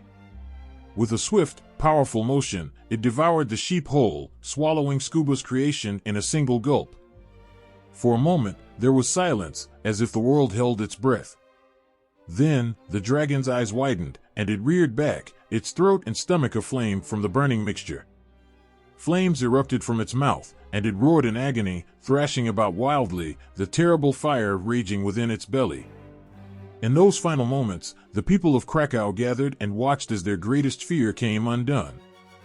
The dragon twisted and writhed, struggling to breathe, the sulfur and pitch working its way through its body like a consuming fire. The people saw something they had never thought they would witness, the fall of their greatest enemy, defeated not by strength but by the quiet courage of one among them. The dragon's roars grew weaker, its movements slower, until at last, with a final shudder, it collapsed on the ground, lifeless. When the news spread, the city erupted in joy. Parents clutched their children, relieved they would grow up without the fear of Smok Wawelski looming over them. They sang songs, lit fires, and celebrated through the night, honoring Scuba, the humble apprentice who had outwitted the monster. King Krakus himself praised Scuba, offering him riches and gratitude. But the shoemaker's apprentice was a simple man. He took only what he needed, content with the knowledge that he had freed his people. To Krakow, Smok Wawelski was more than a dragon. It was a test, a story that became a legend, passed down through the generations to remind the city of both its dark times and its resilience. The cave where the dragon had once lived became a place of reverence, and a statue was later erected by the river, honoring the beast and the city's victory over it. Even today, the dragon's spirit lingers as a part of Krakow's identity, a reminder of the courage it takes to face the darkness and the power of a single person's resolve to protect what they love. The story of Smok Wawelski became the soul of Krakow, a reminder that fear can be overcome, that strength doesn't always come in the form of muscle or weapons, and that sometimes, it's the quiet heart of an ordinary person that can save an entire city. There is a silence in the Polish countryside on certain nights, one that even the animals sense, a heavy stillness that settles over the villages, thick with an ancient fear. Beneath the light of the full moon, people whisper the name Wokalak, afraid even to speak it aloud. It's a name that chills the soul and reminds every child and elder of the dreadful transformation, the one that turns a human into a beast, a man into a wolf. In these tales, the Wokalak isn't just a creature, it's a tragedy, a story of anguish that gnaws away at the soul. The legend tells of ordinary men who, marked by some curse or carried by an overwhelming anger, are pulled into the forest, where they are changed forever. Some say it begins with a prickle under the skin, a fever that builds in the bones. Others say the transformation starts slowly, with limbs growing thick and coarse, eyes flashing with an unnatural hunger. When the moon rises full and clear, the man's final shred of humanity slips away, replaced by the fierce instinct of the wolf, an unquenchable hunger that overtakes reason. The curse of the Wokalak is more than skin and fangs. It's a punishment that binds the person to the earth and to the animals, but cuts them off from their own kind, forever alienated from their past, their family, and the warmth of human touch. Some believe that those who become werewolves are those who have wronged others terribly, whose dark secrets have caught up with them. Others say it's those who have been wronged who bear the curse, taking on the feral rage of the beast, forever punished by a world that has abandoned them. The old tales tell of one such Wokalak, a young man named Yannick. Yannick was gentle-hearted, beloved by all who knew him, but his life turned dark one winter when his family was taken by illness. Overcome by grief, he wandered the woods at night, calling out to the spirits for peace. But what answered was something twisted, something that took his pain and gave it a form, binding his suffering to the curse of the werewolf. Under the full moon, Yannick's heart grew heavy with rage, his soul twisted by sorrow. His transformation began, and with it came a hunger that drove him to madness, to howl into the night, to hunt. People remember the first night the Wokalak came to the village. The air was still, save for the snapping of branches, the rustle of leaves as a dark shape moved through the trees. Children hid under beds, clutching their blankets, while their parents huddled by the fire, hoping the creature would pass. But it didn't. Instead, it prowled the edge of the village, eyes gleaming like fire, a low growl rumbling from its throat.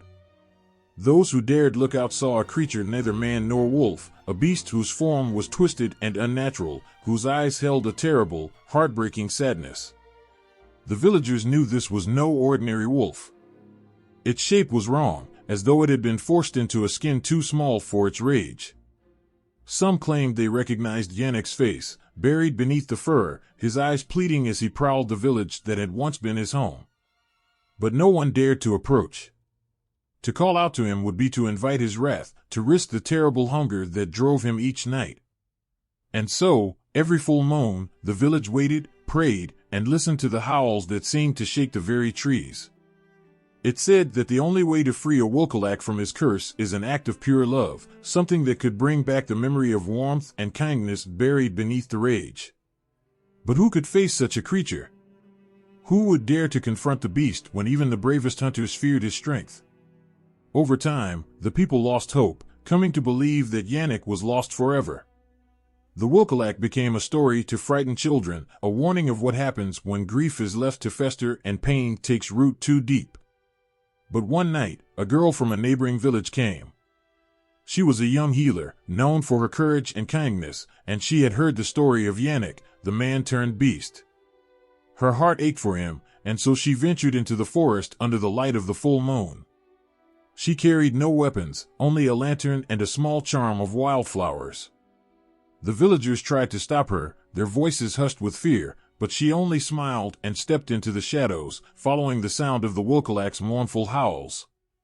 When she found him, he was hunched by a stream, lapping water as though his thirst could never be quenched. His fur was matted, his eyes wild and haunted, but she knelt by his side, unafraid. As she reached out, her hand trembled, but her voice was steady as she whispered his name. The beast paused, his golden eyes meeting hers, and for a moment, there was silence, as though the whole world had stopped to listen. The stories say that as she touched him, the Wolkalak's body shuddered, his shape rippling like water as the curse began to lift. His eyes softened, his body shrank, and slowly, the man emerged from within the beast. When he finally looked up, there was no anger, only a deep, aching sadness, a sorrow that seemed as old as the forest itself. He took her hand, and together, they returned to the village, where he was welcomed back, no longer a creature of the night, but a man redeemed by love. Yet even today, the people remember the nights when the Wolkalak prowled, the howls that echoed through the forest, and the warning carried in those tales. They tell their children to respect the power of grief and rage, to understand that even the gentlest heart can be twisted if left alone in the dark. And when the moon is full, they light candles by their windows, whispering prayers not for protection from the Wolkalak, but in memory of him, a reminder that love and understanding can break even the darkest of curses. In the quiet whispers of Poland's rivers and the cool, dark depths of ancient wells, there is a guardian that few notice, yet everyone feels. The Zalwick, the tiny turtle spirit, is a creature woven into the very spirit of these waters. With its small, humble shell and gentle eyes, it seems unremarkable, almost hidden. But beneath this small form lies a power as timeless as the waters it protects, a watchful and caring presence that has safeguarded the souls of rivers and wells for countless generations. In Polish tales, the Zalwick is no ordinary turtle. Legends say it appeared when Poland's lands were young, when the rivers flowed freely, untouched by roads and bridges. Long ago, villagers believed that every river, every well held a life of its own, a breath of mystery and spirit. And the Zalwick, though small and gentle, was the brave guardian of these hidden waters. It is said that whenever a child strayed too close to the edge of a fast-flowing river, a faint ripple would appear, a gentle nudge pushing them away from danger. Villagers would speak of moments when the Zalwick's shell glinted under the water, like a promise that someone was watching over them. The Zalwick, with its patient heart, became a symbol of protection, a reminder of the deep magic flowing through Poland's lands. But it wasn't just children or travelers it protected, the Zalwick also cared for the water itself, keeping it pure and sacred. When wells dried up or rivers were tainted, the villagers would leave small offerings by the water's edge, bits of food, a polished stone, a few drops of honey, as a plea to the Zalwick, hoping it would heal their beloved waters. They believed that, in return, the Zalwick would dip its shell into the depths, cleansing and soothing the waters until they sparkled again. One of the most cherished stories of the Zalwik tells of a village where the water in their well had turned dark and foul, too bitter even for animals to drink. People grew sick, their faces pale and their bodies weak, and the village feared that the land had been cursed. Elders gathered, and after a night of anxious murmuring, they decided to call upon the Zalwik. Led by the oldest woman in the village, they made their way to the well at dawn, placing offerings beside it as they knelt in silent hope. Hours passed, and nothing happened. But just as the sun began to set, they saw it, a tiny turtle, barely noticeable, slipping out from the shadows and into the well. The Zalwik stayed there, in the darkness of the well, for 7 days and 7 nights. Some say it whispered to the water, murmuring ancient words of healing. Others say it simply sat in silence, sharing its calm spirit with the restless waters. And then, on the 8th morning, the villagers awoke to find the well's water crystal clear, shimmering with an almost magical purity. Those who drank from it felt a warmth spreading through them, a strength they hadn't felt in months. They knew then that the Zalwik had healed their well, a tiny creature carrying the weight of their hopes on its small shell. There is a belief, too, that the Zalwik guards not just physical waters but the waters of the heart, the deep wells of love, patience, and compassion within people. In times of sadness, when sorrow feels like an unending river, people would sit by a stream or well, hoping the Zalwik's gentle spirit might ease their burden. They would let their tears fall into the water, imagining that the Zalwik was there, listening, comforting, its silent presence as steady as the river's flow. The Zalwik may be small, but in its presence, people find comfort. Even today, there are those who, when they approach an old well or sit by a quiet stream, feel a strange peace, as though a gentle guardian is near. It is said that the Zalwik spirit still flows through Poland's rivers and wells, a quiet, humble protector who asks for nothing in return yet gives everything it has. In the shadow of ancient forests and at the heart of old villages, people believed there was one spirit who could see all, know all, and influence the paths of their lives, Swiatowid, the four-faced spirit. His presence was something felt deeply by those who prayed to him, those who feared him, and those who sought his blessing, for he was no ordinary god. With a face looking toward each direction, north, south, east, and west, Swiatowid was a watcher of all realms, each gaze stretching across the land to witness every soul, every sorrow, and every joy. To stand before Swiatowid was to be seen in your entirety, with every secret and every hope laid bare. They say Swiatowid's four faces were like seasons of the heart. One smiled with the warmth of summer, full of kindness and promise, while another face bore the sharpness of winter, cold and unyielding. The face of spring carried the freshness of rebirth and new beginnings, while autumn's gaze saw endings, loss, and the cycle of change. Each face was its own mystery, and when people looked upon his statue, carved from the ancient wood or stone, they couldn't help but wonder which face was looking back at them, which path Swiatowid would show them. He was, after all, not just a god of fortune but also of fate. To ask Swiatowid for favor was to seek clarity in the fog of life's uncertainty. People believed he held their destinies, choosing when to offer fortune's blessing and when to turn his gaze, letting hardship test their spirits. When times were hard, villagers would gather around his statue, lighting candles, leaving offerings of food or small carvings, tokens of their devotion. They'd whisper their wishes and fears to him, hoping the face of mercy and kindness would turn their way. Parents would pray for their children, travelers for safe passage, and the sick for healing, each plea offered to this spirit who seemed to hold every life like a thread in his many hands. One legend tells of a woman named Elżbieta, who traveled miles to seek Swiatowid's guidance after her husband disappeared in a storm. She carried only a small piece of bread and a lock of her husband's hair, which she had kept from a happier time. Kneeling before Swiatowid's stone image, Elżbieta poured her heart out, her tears soaking the earth beneath her. She asked not for wealth or comfort, only for the safe return of the man she loved. For days, she stayed by the statue, praying with all she had. On the morning of the third day, she saw a sparrow, small and frail, land on the statue's eastern face, the face of hope and new beginnings. She took this as a sign, and only hours later, her husband stumbled into the village, exhausted and half-frozen, yet alive. The villagers said that Swiatowit himself had heard her, had turned his gentle face upon her in her hour of need. But Swiatowit was not always a god of gentle fortunes. To anger him or ignore his will was to invite his harsher gaze. In another tale, a greedy merchant, eager for wealth, had mocked the villagers' faith in the four-faced spirit, claiming that only his cleverness would bring him riches. One night, as he traveled a familiar road through the woods, a storm rose, fierce and wild. Lightning split the sky, illuminating the trees like ghostly pillars, and in the flickering light, he saw a shadow, an ancient figure with four faces watching him from the depths of the woods. The merchant tried to run, but each path twisted back to the same place, the same unyielding gaze. When dawn broke, the villagers found him by Swiatowit's shrine, silent and pale, his fortunes vanished, his spirit humbled. They said he had looked into the god's winter face, the face that sees and punishes arrogance. Swiatowit's influence was woven into every part of life, and his presence gave meaning to the seasons, to the harvests, to love and loss.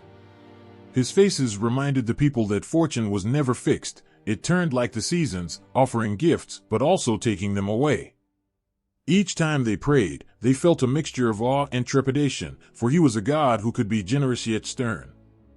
The farmers would bless their fields in his name, trusting him to look upon them with favor.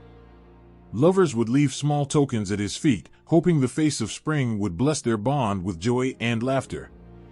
They saw him in the land itself, his presence in the steady rivers, the protective mountains, the winds that carried both storms and fresh rains. Even children knew the stories of Swiatowit, hearing of his kindness but also of his power. Mothers would tell them, "Swiatowit sees all paths, so choose yours well." And with each word, they would look toward the figure who had, for so many generations, watched over them all with four faces, with eyes that never closed and a heart as vast as the Polish land itself. Through every joy, every trial, Swiatowit remained their watcher, a spirit who, even in his silence, offered guidance that was timeless. His many faces reminded them that life was full of seasons, and that every path, no matter how challenging, was a part of the sacred, unbreakable circle he watched over. To feel his gaze was to feel the weight of their own choices, their own lives, under the watchful eyes of a god who saw them all. There are whispers of a spirit that lives in the shadows of every Polish household, unseen but ever present, a quiet guardian and trickster who both protects and teases. This spirit, the domovoy, is more than just a mythical figure. To those who believe, he is family, a mysterious, ancient presence who brings comfort and, at times, a touch of mischief. His footsteps are light and barely heard, his presence only a glimmer out of the corner of one's eye, yet there's an unmistakable warmth and assurance in knowing he's there. People say the domovoy is drawn to houses where love fills the air, where laughter echoes, and the hearth is warm. He's an ancient spirit, older than any human memory, with a love for homes that pulse with life and care.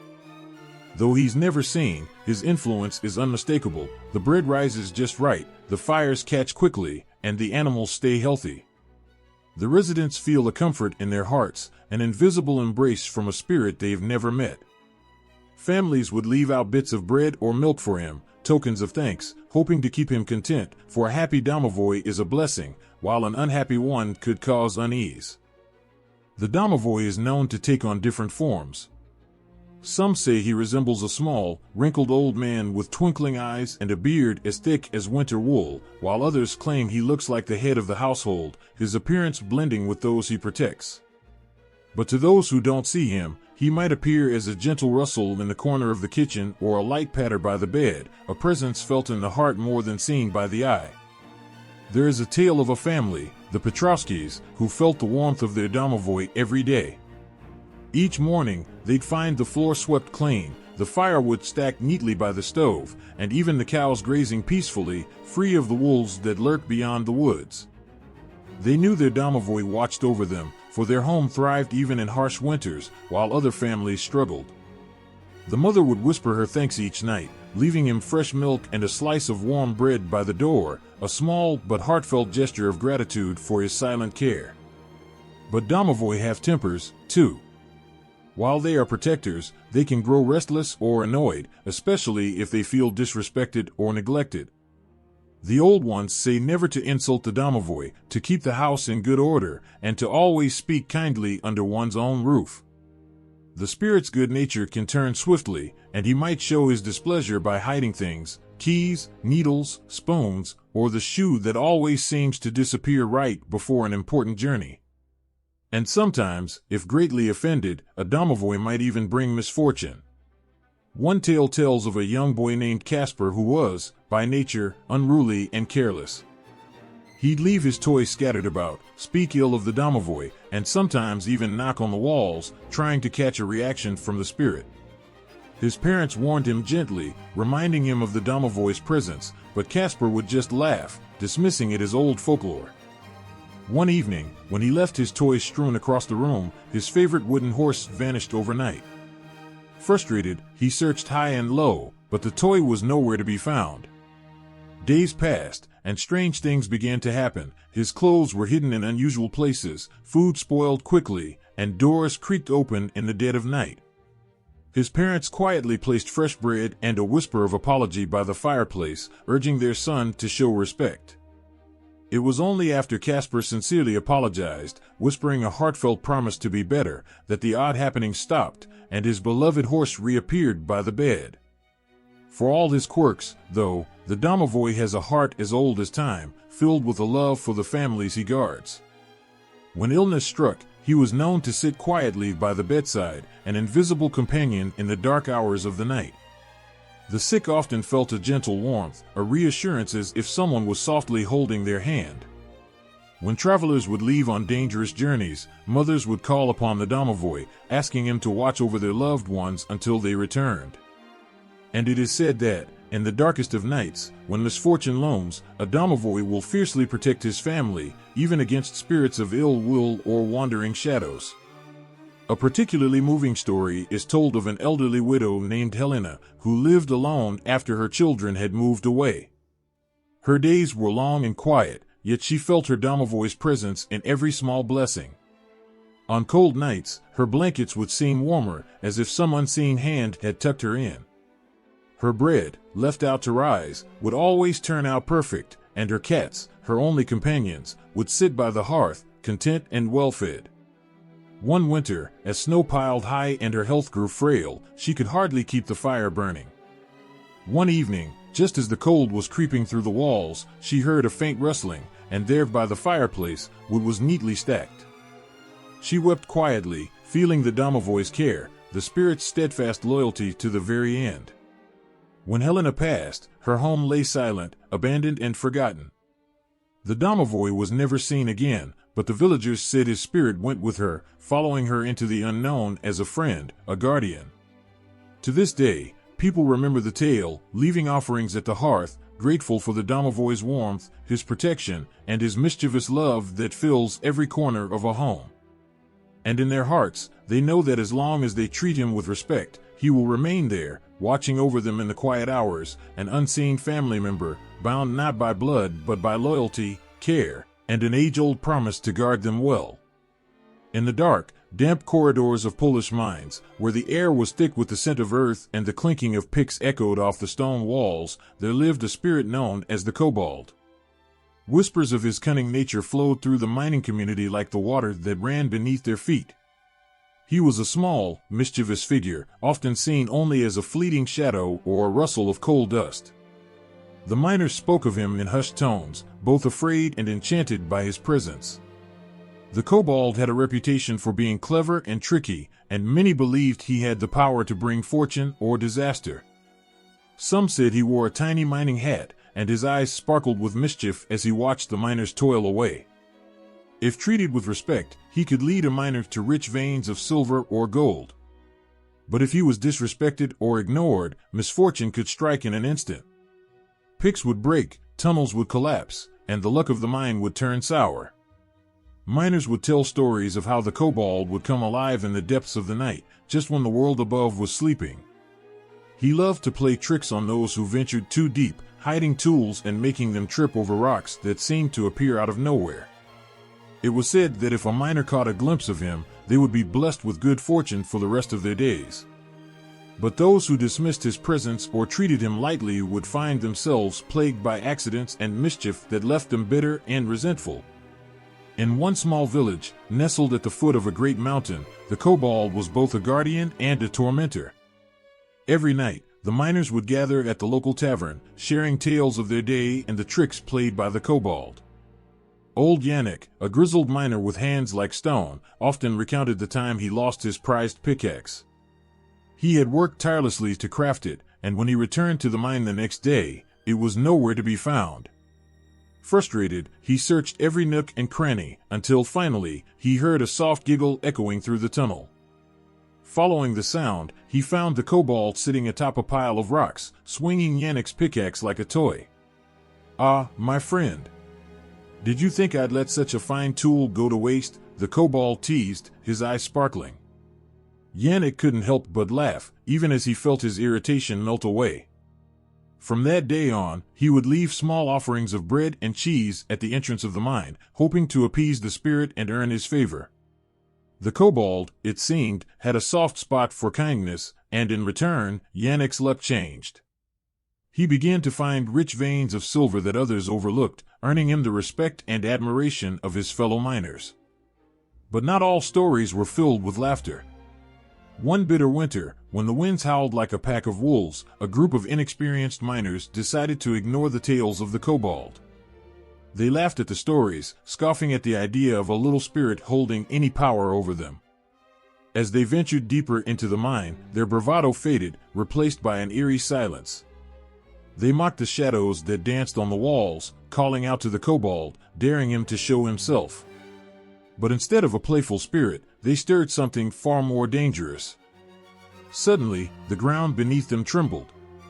Rocks began to fall, and panic set in.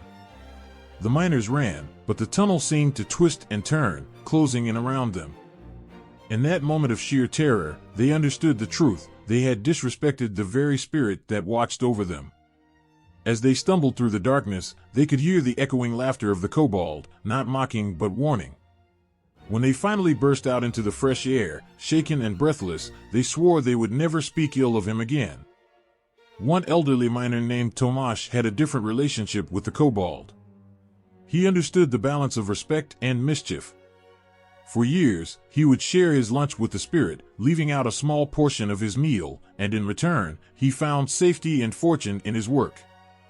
One day, while digging in a new tunnel, he discovered a glimmering vein of gold that sparkled like stars in the night sky. Overjoyed, he thanked the kobold aloud, knowing the spirit had led him there. As the other miners celebrated his fortune, he quietly smiled, knowing the true treasure lay not just in gold, but in the bond he had formed with the clever spirit. But not every miner had the patience of Tomasz. There was young Marek, eager and impulsive, who believed he could outsmart the kobold. He refused to believe in the tales, convinced they were nothing more than superstition. One fateful evening, he decided to challenge the kobold, shouting into the darkness, daring him to appear. For a moment, the mine fell silent, and then came the sound of low, rumbling laughter. The wall seemed to close in around Marek, and he felt a chill run down his spine. Rocks began to shift, and as he stumbled back, he fell into a hidden pit, his screams echoing off the walls. Rescue came too late. The villagers found him the next morning, shaken but unharmed. Marek had learned a lesson about humility and respect. From that day forward, he shared stories of the kobold, warning others not to take his presence lightly. As years turned into decades, the legends of the kobold lived on, weaving through the lives of the miners. Each one understood that the spirit was not just a guardian of the mine, but a reflection of their own struggles and triumphs. They learned to respect the earth and its secrets, knowing that the kobold would always be there, watching, waiting, and perhaps even laughing as he played his games. In the twilight of their lives, the miners would gather to share stories with their children and grandchildren, passing on the tales of the cunning miner spirit. They spoke of Yannick's lost pickaxe, Tomasz's fortune, and the lessons learned by Marek. The kobold became a part of their family lore, a reminder of the bond between the spirit and the hard-working miners who toiled deep beneath the earth. And so, in the heart of the mines, amid the clinking of picks and the soft whispers of the kobold, the legacy of those brave souls lived on, intertwined with the spirit that brought both fortune and mischief to their lives. In the vast expanse of the sky, where the sun kissed the clouds and the wind whispered secrets, there lived a spirit known as the planetnik. This mysterious being was more than just a figure of folklore. He was the breath of the weather, the very essence of clouds, rain, and storms. People spoke of him in reverent tones, knowing that his moods could shift the fate of their crops, the safety of their homes, and the joy of their celebrations. The planetnik was often depicted as a gentle giant, his body swathed in white and gray, resembling the very clouds he commanded. His eyes sparkled like raindrops, and his laughter echoed like thunder. Farmers believed that he roamed the skies, keeping a watchful eye on the land below.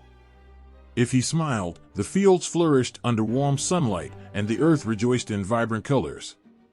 But if he frowned, dark clouds would gather, and storms would rage, reminding everyone of the power he wielded. In a small village nestled between rolling hills, the planetnik held a special place in the hearts of the people. Generations had passed down tales of how he shaped the weather and influenced their lives. Children would gaze up at the sky, their eyes wide with wonder, imagining the spirit dancing among the clouds. The elders spoke of the time he saved their harvest from a dreadful drought, bringing rain just when hope seemed lost. One summer, the sun blazed relentlessly, scorching the fields and threatening to turn the crops to dust. The villagers prayed and offered their gratitude to the planetnik, asking him for a single drop of rain. They gathered in the town square, their faces turned toward the sky, hearts heavy with worry. As the days turned into weeks, their hopes began to wane. They watched the earth crack and dry, the once lush fields now a distant memory. Then, one evening, a little girl named Anya climbed to the highest hill overlooking the village. Her heart ached for the parched earth and the fading smiles of her family. As the sun dipped below the horizon, she closed her eyes and whispered a prayer to the planetnik, asking for his help. With all her heart, she pleaded, "Please, planetnik, let the rain come. We need your kindness." As if in response to her innocent wish, the clouds began to gather above her. They rolled in slowly at first, like the soft murmur of a lullaby. Anya's heart raced as she watched the sky transform. Darker shades swept across the horizon, and the air became electric with anticipation. Suddenly, a gentle rumble of thunder echoed, and Anya felt a rush of hope surge within her. In that moment, the planetnik appeared, swirling around her in a majestic dance. His laughter mingled with the wind, and as he looked down at the little girl, his heart filled with warmth. He could sense her pure spirit, her unwavering belief in him. Moved by her sincerity, he decided to grant her wish. The clouds darkened, and rain began to fall, soft and steady at first, then building into a joyful downpour. Anya jumped with delight, dancing in the rain as it washed over her. She could feel the planetnik's presence all around her, a gentle embrace that filled her with happiness. As the rain fell, it soaked into the thirsty ground, breathing life back into the village. The farmers rushed to their fields, their faces lit with joy as they watched the crops revive before their eyes. Laughter filled the air, mingling with the sound of raindrops splashing on the earth. As the storm passed, a brilliant rainbow arched across the sky, a symbol of hope and renewal. The villagers celebrated, grateful for the planetnik's gift. They gathered together, sharing stories and laughter, their hearts filled with gratitude for the spirit who had listened to their pleas. Anya, the little girl who had dared to believe, felt a deep connection to the planetnik. She understood now that he was not just a spirit to be feared or revered, he was a friend who walked among them, sharing in their joys and sorrows. But the planetnik's power was not just limited to rain and sunshine. He could be fierce, too, when angered. There were tales of villagers who had ignored the signs of approaching storms, failing to respect the spirit's warnings. In those moments, the planetnik would unleash his fury. Lightning would streak across the sky, illuminating the darkness, while thunder rumbled like a warning bell. The storms were a reminder that he was not to be taken lightly. One such storm had changed the lives of the people in a neighboring village. They had grown complacent, forgetting to honor the planetnik during the changing of the seasons. One fateful night, as they feasted and danced, the skies darkened, and a furious tempest descended upon them. Wind howled like a wild beast, and rain lashed at their homes. Trees were uprooted, and roofs were torn away as the villagers scrambled for safety. When dawn broke, they emerged to find their village ravaged, their crops destroyed. From that day forward, the villagers learned to respect the planetnik and his moods. They held festivals to celebrate the changing seasons, honoring the spirit that guided their weather. They would leave small offerings of flowers and fruit at the edge of their fields, thanking him for the rain and sunshine that nurtured their land. In return, the planetnik blessed them with bountiful harvests and gentle weather. Years passed, and the legends of the planetnik continued to grow, intertwining with the lives of the villagers. They shared stories around the fire, telling tales of his kindness and his wrath, teaching their children the importance of respect and gratitude. They knew that the planetnik was more than just a cloud spirit. He was a reflection of the delicate balance between nature and humanity. As Anya grew older, she never forgot the magic of that summer rain and the bond she had formed with the planetnik. She would often wander to the hills where she had first prayed for rain, feeling his presence in the soft breeze that brushed her cheeks. She became a guardian of his stories, sharing them with the younger generations, reminding them that the spirit in the sky was always listening. In the heart of every storm and under the warm embrace of the sun, the planetnik continued to watch over the land. The villagers understood that they were part of a greater cycle, connected to the weather, the earth, and the spirit who danced among the clouds. Their gratitude for the planetnik flowed like the rivers that nourished their fields, ensuring that his legacy lived on, a testament to the bond between humanity and the natural world. In the heart of lush forests and vibrant meadows, where sunlight dances through the leaves and flowers bloom in a riot of colors, there exists a fairy known as the Wela. She is a being of exquisite beauty, with hair that flows like silken strands of gold and eyes that shimmer like the morning dew. The Wela captivates all who catch a glimpse of her, for her enchanting presence brings life to the very world around her.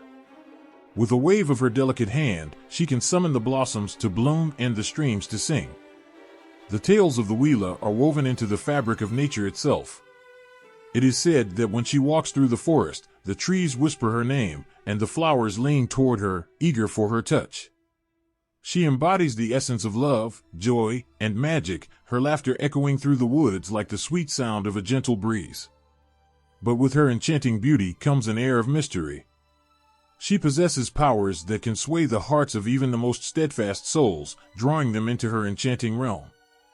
One such tale tells of a young man named Jakub, a humble farmer who toiled in the fields day after day. He was kind-hearted and gentle, but the weight of his responsibilities often left him weary. Despite his hard work, Jakub longed for something more. He yearned for love, for connection, for a glimpse of magic in his everyday life. His heart ached for the kind of love that made the world feel alive. One evening, as the sun dipped below the horizon, casting golden rays across the landscape, Jakub decided to take a stroll through the nearby woods. The air was fragrant with blooming wildflowers, and the chirping of crickets created a soothing melody. It was there, in the tranquility of nature, that he first saw her, the Wela. She stood by a sparkling brook, her beauty so radiant that it seemed to light up the entire glade. Caught in her spell, Jakub watched in awe as the Wela danced among the flowers, her laughter mingling with the rustling leaves. It felt as if the world had faded away, leaving only the two of them in that magical moment. Heart racing, he stepped forward, unsure if he should speak or remain silent, terrified that even the softest sound would shatter the dream before him. But the Wela turned her gaze upon him, and in that instant, Jakub felt an overwhelming warmth in his heart. She smiled, a soft, inviting smile that made him feel as if he were the only person in the world. "What brings you to my woods, dear soul?" she asked, her voice like the sweetest song. Jakub stumbled over his words, feeling both nervous and exhilarated. He spoke of his simple life, of his dreams, and of his longing for love and adventure. The Wela listened intently, her eyes sparkling with understanding.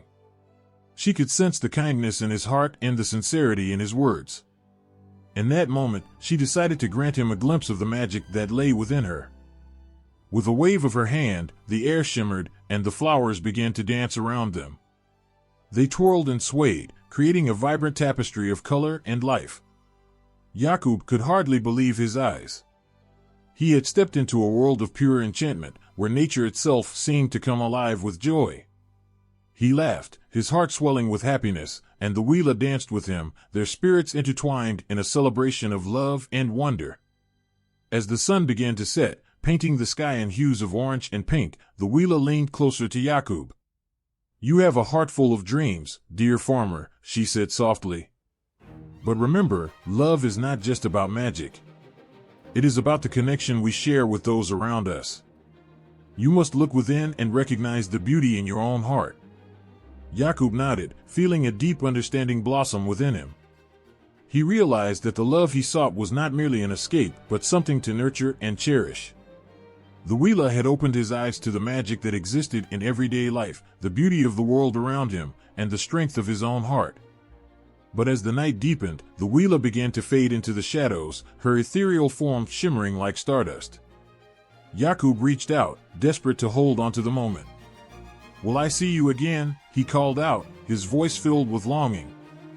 The Wheeler turned back, her eyes glowing like the moonlight. "Whenever you seek beauty and love, you will find me in the whispers of the wind and the laughter of the flowers.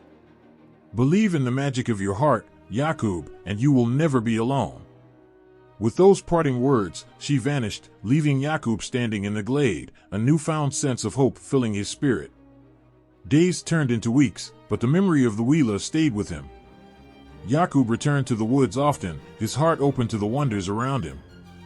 He began to appreciate the small things, a flower blooming by the path, the gentle rustle of leaves in the breeze, the laughter of children playing nearby. He found joy in sharing his dreams with his friends, who gathered to hear his stories of the enchanting fairy who had touched his heart. One day, as he tended to his fields, a beautiful woman appeared at the edge of his property.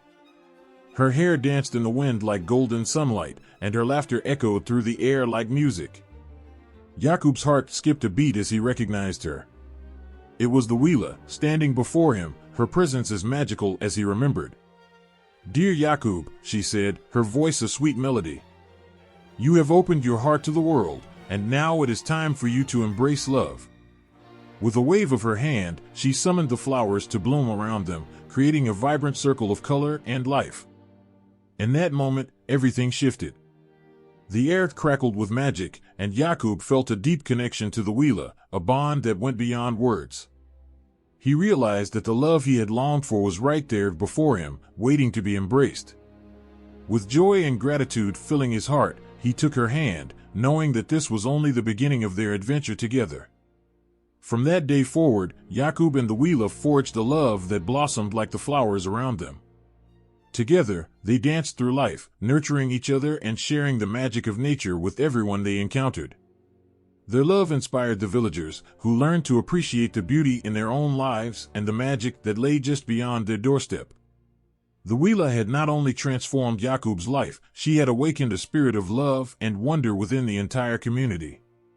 People began to honor the magic of nature, celebrating the changing seasons with festivals filled with music, dance, and laughter. They planted gardens that bloomed with vibrant flowers, each petal a reminder of the fairy who had touched their hearts. And so, the legend of the Wheeler grew, a tale of beauty, love, and the magic that exists within us all. She became a guardian of the forest, a symbol of hope for those who believed in the power of love and the enchantment of nature. As Jakub and the Wheeler continued their journey together, their hearts intertwined, they spread the message that love is a gift, a magic that can transform lives and awaken the beauty that resides in every soul. In the shadows of the ancient woods, where the trees twisted and turned like the fingers of the lost, there lived a witch known as Lamia. Her name was whispered among children, a haunting echo that sent shivers down their spines. Parents would tell stories of her with trembling voices, hoping to keep their little ones safe from her grasp. Lamia was a figure of terror, a witch who craved the innocent laughter of children, a hunger so profound that it consumed her very being. Long ago, Lamia was said to be beautiful, with skin like polished ivory and hair that flowed like silk. But beauty can be a curse. Her heart, once pure, had turned to stone after a devastating loss. She had lost her own child, a precious girl who had been the light of her life. Grief twisted Lamia's heart into something dark and monstrous. Consumed by her sorrow, she became desperate for the warmth and joy that only a child could bring. But instead of seeking healing, she sought revenge on the world that had taken her daughter from her. With each passing day, the forest grew thicker, and the air grew colder around her lair. Lamia's heart hardened, and her once beautiful features became twisted with rage and despair. She learned dark magic, calling upon forces that should have remained untouched. Her spells echoed through the trees, weaving a web of fear that trapped the innocent souls who wandered too close to her home. Parents would tell their children, "Stay away from the woods after dark, or Lamia will come for you." The children, wide-eyed with terror, would clutch their toys and tremble under their blankets. The stories became their bedtime nightmares, tales of a witch who prowled the shadows, her eyes glowing like embers, searching for her next meal. One fateful evening, a curious little girl named Emilia, with golden curls and laughter that rang like bells, strayed too close to the edge of the woods. She was a child who loved adventure, whose heart was filled with joy and wonder. She had heard the warnings, of course, but the allure of the forest was too tempting. She wanted to see the magic for herself, to discover if the stories were true. As Emilia stepped into the forest, the light dimmed, swallowed by the thick canopy of leaves above. The air was heavy with an eerie silence, as if the very trees were holding their breath. Unfazed, Emilia continued deeper into the woods, her heart racing with excitement. She laughed, thinking of the fairies and creatures she might meet, unaware of the danger lurking just beyond the shadows. Suddenly, a chill ran down her spine.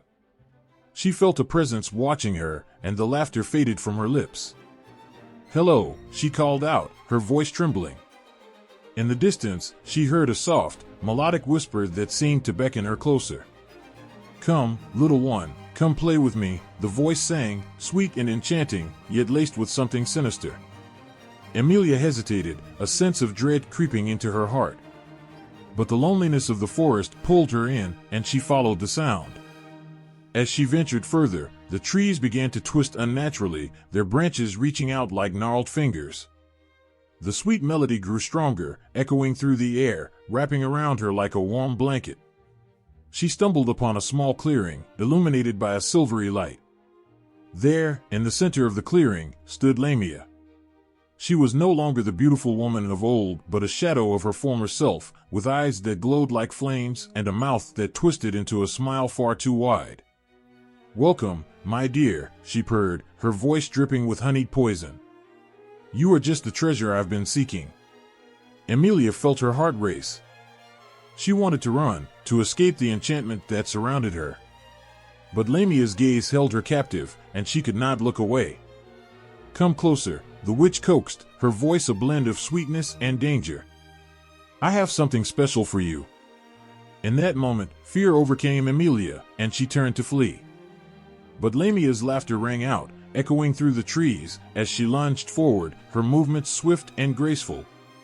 "You can't escape me, little one," she cried, her voice turning sharp and jagged, slicing through the air.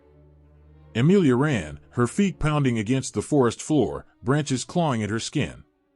She could hear Lamia behind her, the sound of her laughter mixing with the rustling leaves. The witch was close, too close, and desperation filled Emilia's heart. She pushed herself to run faster, fueled by the primal instinct to survive. Just when Emilia thought she would be caught, she stumbled upon the edge of the woods, the bright light of the village shining before her like a beacon of hope. With one last burst of energy, she broke free from the trees and dashed toward safety, her heart racing with fear and relief. Behind her, Lamia's enraged screams faded into the distance, echoing through the woods as the witch realized she had lost her prey. When Emilia finally reached her home, she collapsed in her mother's arms, shaking with terror. She gasped for breath, struggling to find the words to explain her narrow escape. Her mother held her tightly, fear dancing in her eyes. "You must never go near the woods again," she whispered, her voice trembling. "Lamia is real, and she will always be hungry for children." The villagers came together that night, sharing stories and warnings about the witch who prowled the shadows, always waiting for the next lost child to claim. They reinforced the old tales, reminding their children to stay close and never wander off alone. Lamia's name became synonymous with fear, a ghost story meant to instill caution in the hearts of the young. But as the years passed, Lamia's legend grew darker. With each story told, her image became more grotesque, transforming from a once beautiful woman into a monster with jagged teeth and a heart filled with rage. Her loneliness deepened, and her cravings became a curse, trapping her in a cycle of despair. Lamia was forever bound to the shadows, her heart longing for the love she lost, but twisted by her insatiable hunger. Each child she chased through the woods reminded her of her own daughter, and every escape only fueled her anger. She became a figure of sorrow, a haunting reminder of what it meant to lose a child, and the darkness that could consume a heart left in despair. In the hearts of the villagers, fear of Lamia intertwined with a deep sadness for the witch who had once been a mother. They understood that beneath her terrifying exterior lay a story of loss, a tale of a woman who had been broken by grief. They learned to honor the stories of those who were lost, reminding themselves to cherish their loved ones and hold them close.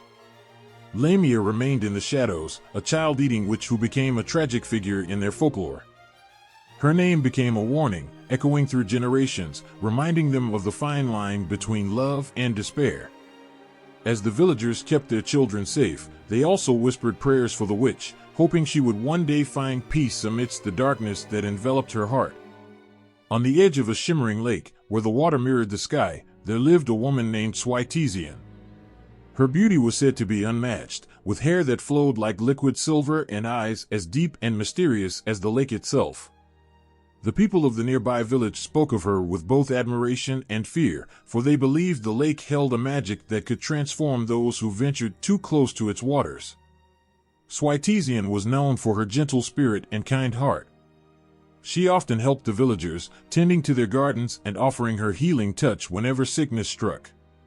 Children would play around her as she sang soft melodies, her laughter ringing like a soothing bell. She was a beloved figure in the village, cherished by all who knew her. But there was a longing in her heart, a desire for something more, something that seemed just out of reach. One evening, as the sun dipped below the horizon, painting the sky in hues of orange and pink, Switesian walked along the lake's edge. The water glimmered like diamonds under the fading light, calling to her with a soft, enticing whisper. Drawn by an inexplicable force, she stepped closer, her bare feet sinking into the cool, damp earth. The lake's surface rippled gently, reflecting her image like a mirror. As she gazed into the depths, a strange sensation washed over her. The water shimmered and sparkled, wrapping around her like a soft embrace. Suddenly, a voice echoed in her mind, ancient and powerful. "Come to me, Switesian. I can grant you your heart's desire." The voice promised her the freedom to explore the world beyond the village, to discover the magic that lay hidden in the depths of the lake. Overwhelmed by curiosity and longing, Switesian took a step forward, feeling the cool water lap at her ankles. It whispered sweet nothings, promising her adventures and love, urging her to leave behind the mundane life she had known. With each step deeper into the lake, she felt the weight of her human existence fade away. The lake was alive, its magic enveloping her, drawing her in with its enchanting pull. In that moment of surrender, the magic took hold. The waters swirled around her, transforming her from the inside out. Her legs fused together, becoming a shimmering tail, glistening like the surface of the lake under the moonlight. She felt the power of the lake coursing through her veins, her spirit now entwined with the water. Switesian had become the guardian of the lake, a mystical being with the ability to control the elements, to dance among the waves, and to protect the secrets that lay hidden beneath the surface. Yet, as the days turned into weeks, Switesian began to feel a profound loneliness. The villagers missed her gentle spirit, and she longed for their laughter and warmth. The magic of the lake, while intoxicating, also isolated her. She could no longer walk among them, no longer share in their joys and sorrows. Her heart ached with the realization that she had traded her humanity for a life of solitude. One stormy night, the winds howled and the skies opened, unleashing a torrential downpour. The lake swelled, becoming a churning mass of fury. In the midst of the chaos, a small boat was tossed about by the waves, its lone occupant struggling against the storm. It was a fisherman, caught in the tempest, desperate to return to shore. Swytesian felt the pull of the man's fear, a connection that ignited her old instincts. She dove into the depths, gliding effortlessly through the water, determined to save him. As she approached the boat, she saw the terror etched on the fisherman's face. The wind whipped around him, and the waves crashed over the sides, threatening to capsize the vessel. With a flick of her tail, Swytesian calmed the water, creating a path through the storm. The lake obeyed her command, its fury subdued by her presence. She surfaced beside the boat, her shimmering form glistening in the storm's chaos. "Hold on," she called out, her voice echoing above the howling winds. The fisherman looked over, his eyes wide with shock and disbelief. "Who are you?" he shouted, fear and wonder mixing in his voice. "I am Swytesian," she replied, her heart racing with a mix of hope and fear. "I will help you." With great effort, Swytesian grasped the side of the boat, guiding it back toward the safety of the shore. The fisherman, seeing her determination, followed her lead, using every ounce of strength to keep the boat steady. Together, they fought against the storm, the connection between them growing stronger with each passing moment. As they neared the shore, the winds began to calm, and the rain softened. Swytesian felt a surge of joy, a reminder of the love and care she had once known. She had not only saved a life, but had also found a sense of purpose beyond the lake's depths. As the fisherman stumbled onto the shore, gasping for breath, he turned to her, awe shining in his eyes. "Thank you, Swytesian. You are a true spirit of the lake." At that moment, something shifted within her. The ache of loneliness began to fade, replaced by a warmth she thought she had lost forever. She realized that while she was bound to the lake, she could still reach out to the world beyond. Her heart expanded, embracing both her role as the guardian of the lake and her connection to the people she loved. From that night on, Swytesian became a legend in the village. The people told stories of the enchanted woman of the lake who could calm storms and bring hope to those in need. They spoke of her with reverence, understanding that she was not just a spirit but a protector, a reminder of the power of love and connection. Swytesian would often rise to the surface, her shimmering form glowing under the moonlight, watching over the village she had once called home. And though she could no longer walk among them, she found solace in knowing that her heart still beat in rhythm with theirs. Every laugh, every joy, every tear shared among the villagers filled her with strength. She understood now that magic was not only found in the depths of the lake, but also in the bonds we create with one another. As time went on, Swytesian became a bridge between two worlds, a spirit who protected the lake and brought light to the hearts of those who remembered her. The villagers would come to the shore, offering flowers and songs, their voices echoing in the stillness of the night. In turn, Swytesian would grant them good fortune, ensuring their boats would always return safely from the waters. The lake remained a place of magic, but it was also a sanctuary of love. Swytesian, transformed by the lake's enchantment, learned that true power lay not in isolation but in the connections we forge with others. Through her sacrifice, she became a guardian of love, forever entwined with the village she had cherished, her spirit dancing beneath the waves, eternally protecting and nurturing those she held dear. In the heart of Poland's dense, ancient forests, where the trees stand tall and whisper secrets of old, there lives a being unlike any other. His name is Leshi, a spirit of the woods known for his extraordinary ability to change shape at will. With every transformation, he embodies the very essence of the wilderness. Whether he appears as a majestic stag, a wise old tree, or even a mischievous fox, Leshi is a guardian of the forest, a protector of its mysteries and magic. The tales of Leshi have been told around campfires for generations. People speak of him with a mix of reverence and fear, for he is both a friend to those who respect the forest and a trickster to those who take it for granted. His eyes, glowing like two emeralds in the dark, can pierce through the thickest underbrush, watching over the creatures that call the woods home. When a lost traveler wanders too deep into the forest, it is often Leshi who guides them back to safety, though he may play a few tricks along the way just to remind them of the wilderness's wild nature. One crisp autumn day, a young girl named Kasia ventured into the forest to collect mushrooms. She had heard the stories of Leshy but had always thought of them as mere legends. As she walked among the trees, the golden leaves crunching under her feet, she marveled at the beauty around her. Sunlight streamed through the branches, casting playful shadows on the ground, and the air was filled with the earthy scent of damp moss. Kasia felt a sense of wonder as she picked mushrooms, her basket growing heavier with each handful. Suddenly, she heard a rustling in the bushes nearby. Startled, she turned to see a tall figure emerging from the shadows. It was Leshy, standing before her in his human form, tall and lean, with wild hair that seemed to blend into the forest itself. His eyes sparkled with mischief and wisdom, making her heart race with a mix of fear and excitement. "Who dares to gather my mushrooms?" he asked, a playful grin on his face. Kasia swallowed hard, her voice barely a whisper. "I didn't mean to intrude. I just wanted to help my family." Leshy's expression softened. "Ah, a kind-hearted girl. But the forest has its own rules. You must give something in return for what you take."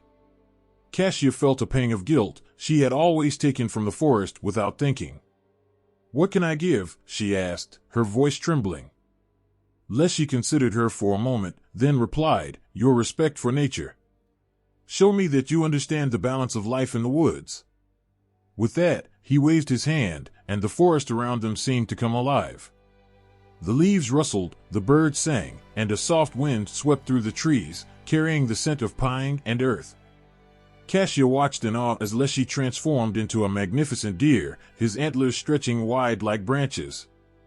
He bounded gracefully through the trees, inviting her to follow. Filled with a sense of adventure, she took off after him, weaving through the underbrush and laughing with joy. With every leap and bound, she felt more connected to the forest, more aware of its magic and beauty.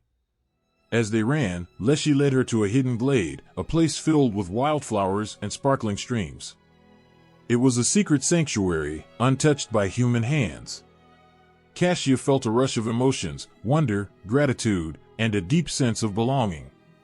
She knelt by the water, watching as fish darted beneath the surface, and marveled at the delicate flowers blooming around her. "Do you see?" Leshy's voice rang out, now echoing through the trees. "This is the life you must protect. Every creature, every plant, has its place in this world. When you take from the forest, you must also give back. It is the dance of life." Kasia nodded, her heart swelling with understanding. "I promise to care for the forest," she said earnestly. "I will teach others to respect it too." Leshy smiled, the warmth in his gaze filling her with hope. In that moment, a bond was formed between them. Leshy, the shape-shifting guardian of the woods, and Kasia, a young girl who had learned the value of nature's gifts. They spent the day exploring the glade, playing games and sharing stories. Leshy would shift forms, transforming into a bear, a bird, and even a playful rabbit, each time bringing laughter and joy to Kasia's heart. As the sun began to set, casting a golden glow over the forest, Kasia knew it was time to return home. "Will I see you again?" she asked, a hint of sadness in her voice. Leshy nodded, his expression filled with warmth. "I will always be here, watching over the forest. Remember, my spirit is part of every tree, every breeze. You can find me in the heart of the wilderness." With a heavy heart, Kasia made her way back through the trees, her mind swirling with the magic of the day. She felt a change within herself, a new awareness of the beauty and fragility of nature. She couldn't wait to share her experience with her family and friends, to inspire them to see the forest not just as a place to take from but as a living, breathing entity to cherish and protect. In the days that followed, Kasia returned to the forest often, always searching for Leshy. She would sit by the glade, listening to the sounds of nature, feeling his presence in the rustling leaves and the whispering winds. With each visit, she planted seeds of respect in her heart and in the hearts of those around her. She organized cleanup days in the village, encouraging everyone to care for the environment. The stories of Leshy spread, becoming a part of the village's lore.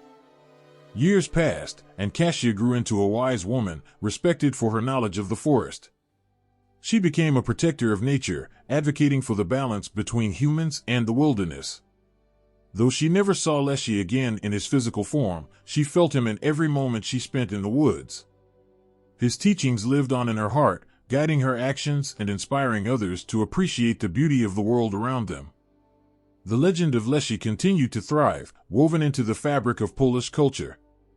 Children would listen wide-eyed as their parents recounted the tales of the shape-shifting forest spirit, reminding them to respect the land and honor the connections that bind them to nature.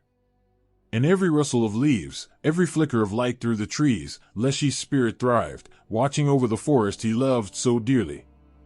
And so, in the depths of the Polish wilderness, where the air is rich with the scent of pine and the whispers of ancient trees, the legacy of Leshy endures. He remains a powerful symbol of transformation and connection, a reminder that when we open our hearts to the magic of nature, we can all become guardians of the earth, united in our love for the wild.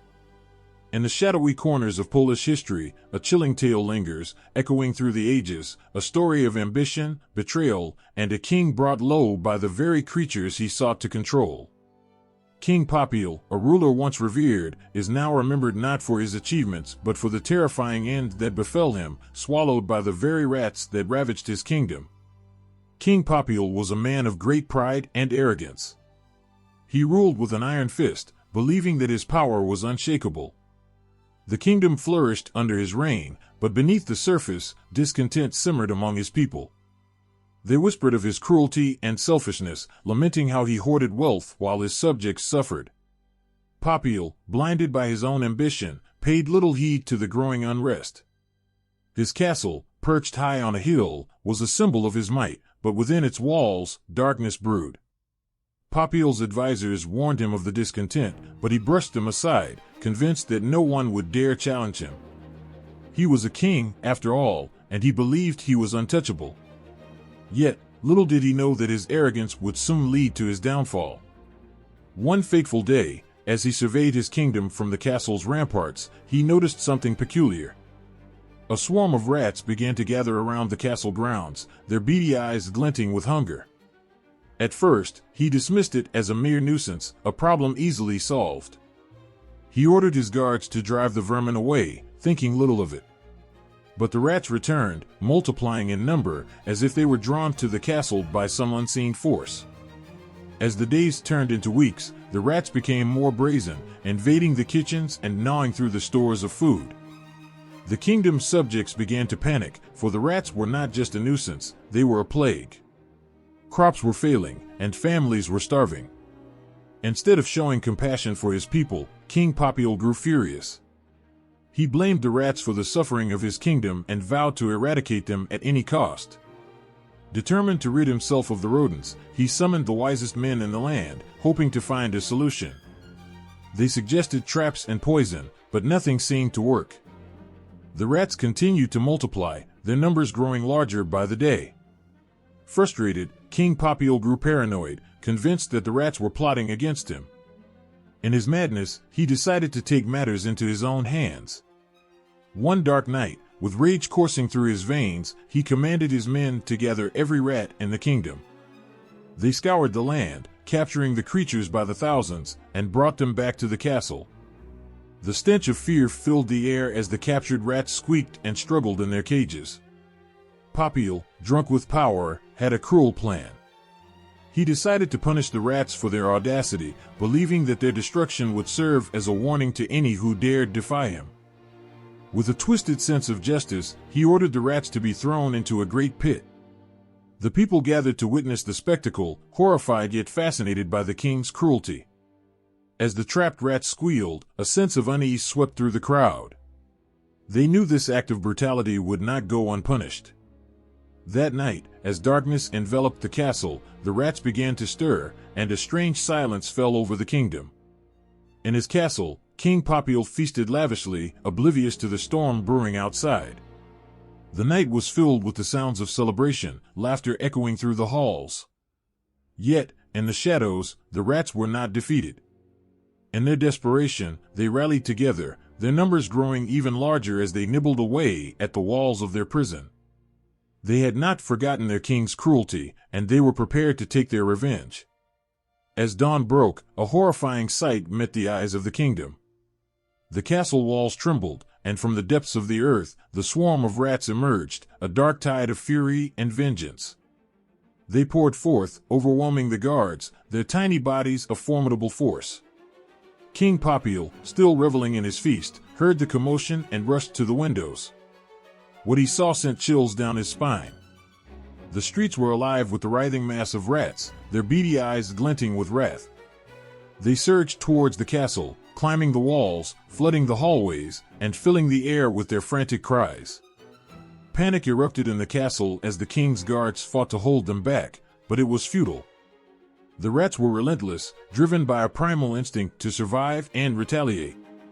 As the castle fell to chaos, King Popil realized too late that his actions had awakened something far greater than he could comprehend. The air grew thick with the stench of fear and desperation. In a final act of desperation, he fled to the highest tower, hoping to escape the tide of fury. But the rats, united in their vengeance, found him there.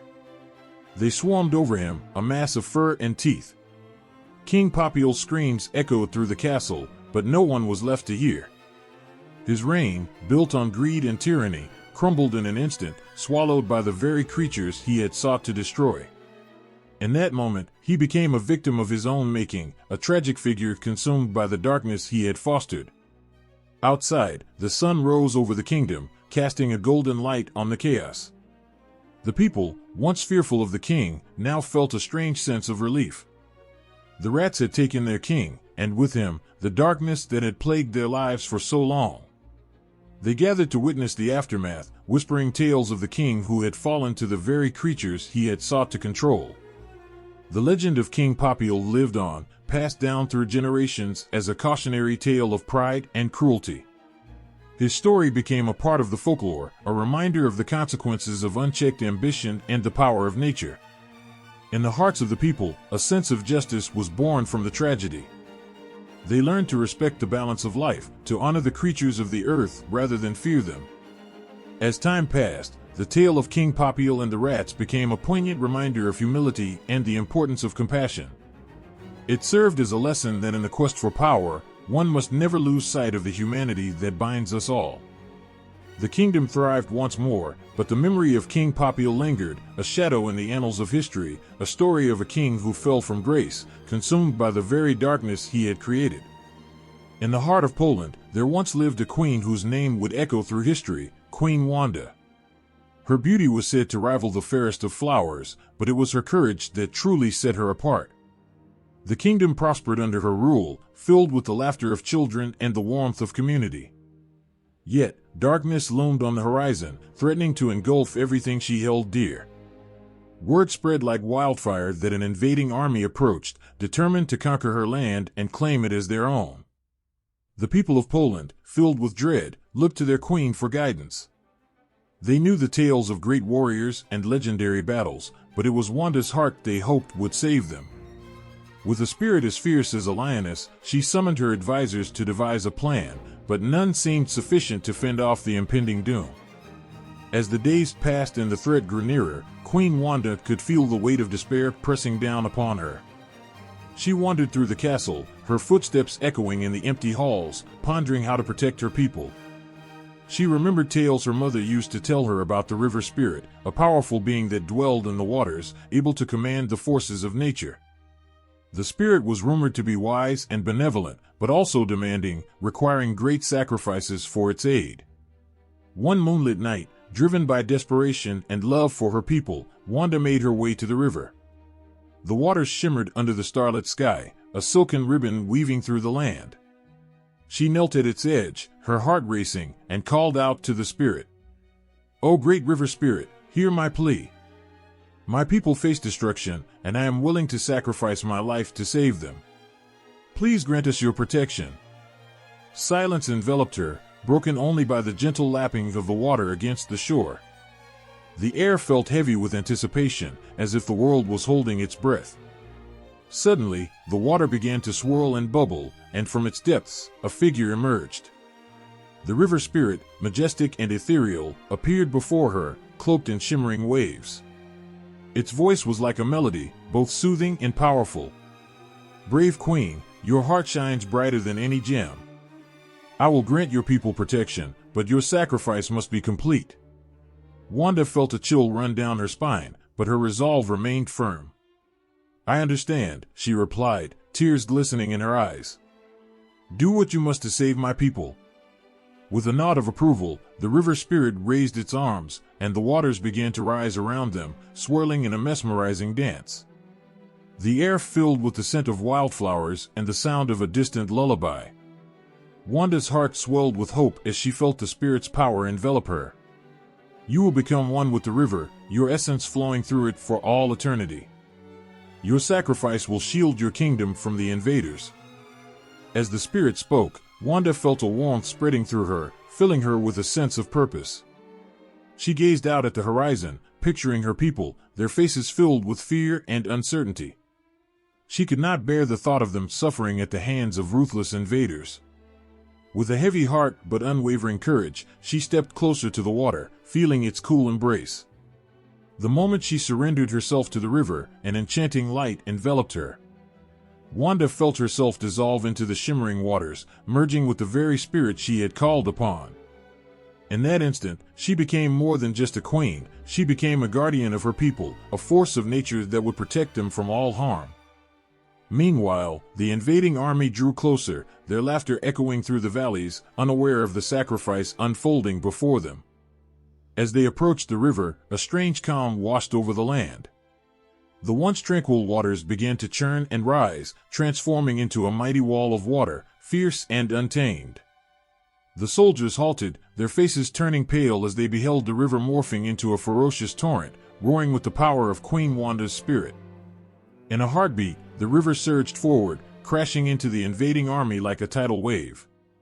The soldiers screamed, their confidence shattered as they were swept away by the fury of the water. The mighty river, now imbued with Wanda's spirit, became an unyielding barrier, protecting the land she loved so dearly. The people of Poland, witnessing the miracle unfold, knelt in gratitude and awe. They understood then that their queen had become a part of the very essence of their land. Her love, bravery, and sacrifice flowed through the rivers and streams, forever binding her spirit to the heart of Poland. As time passed, the legend of Queen Wanda grew. Tales of her sacrifice were told around campfires, weaving a narrative of hope and strength. The river that had once been a simple waterway now became a sacred site, revered by all.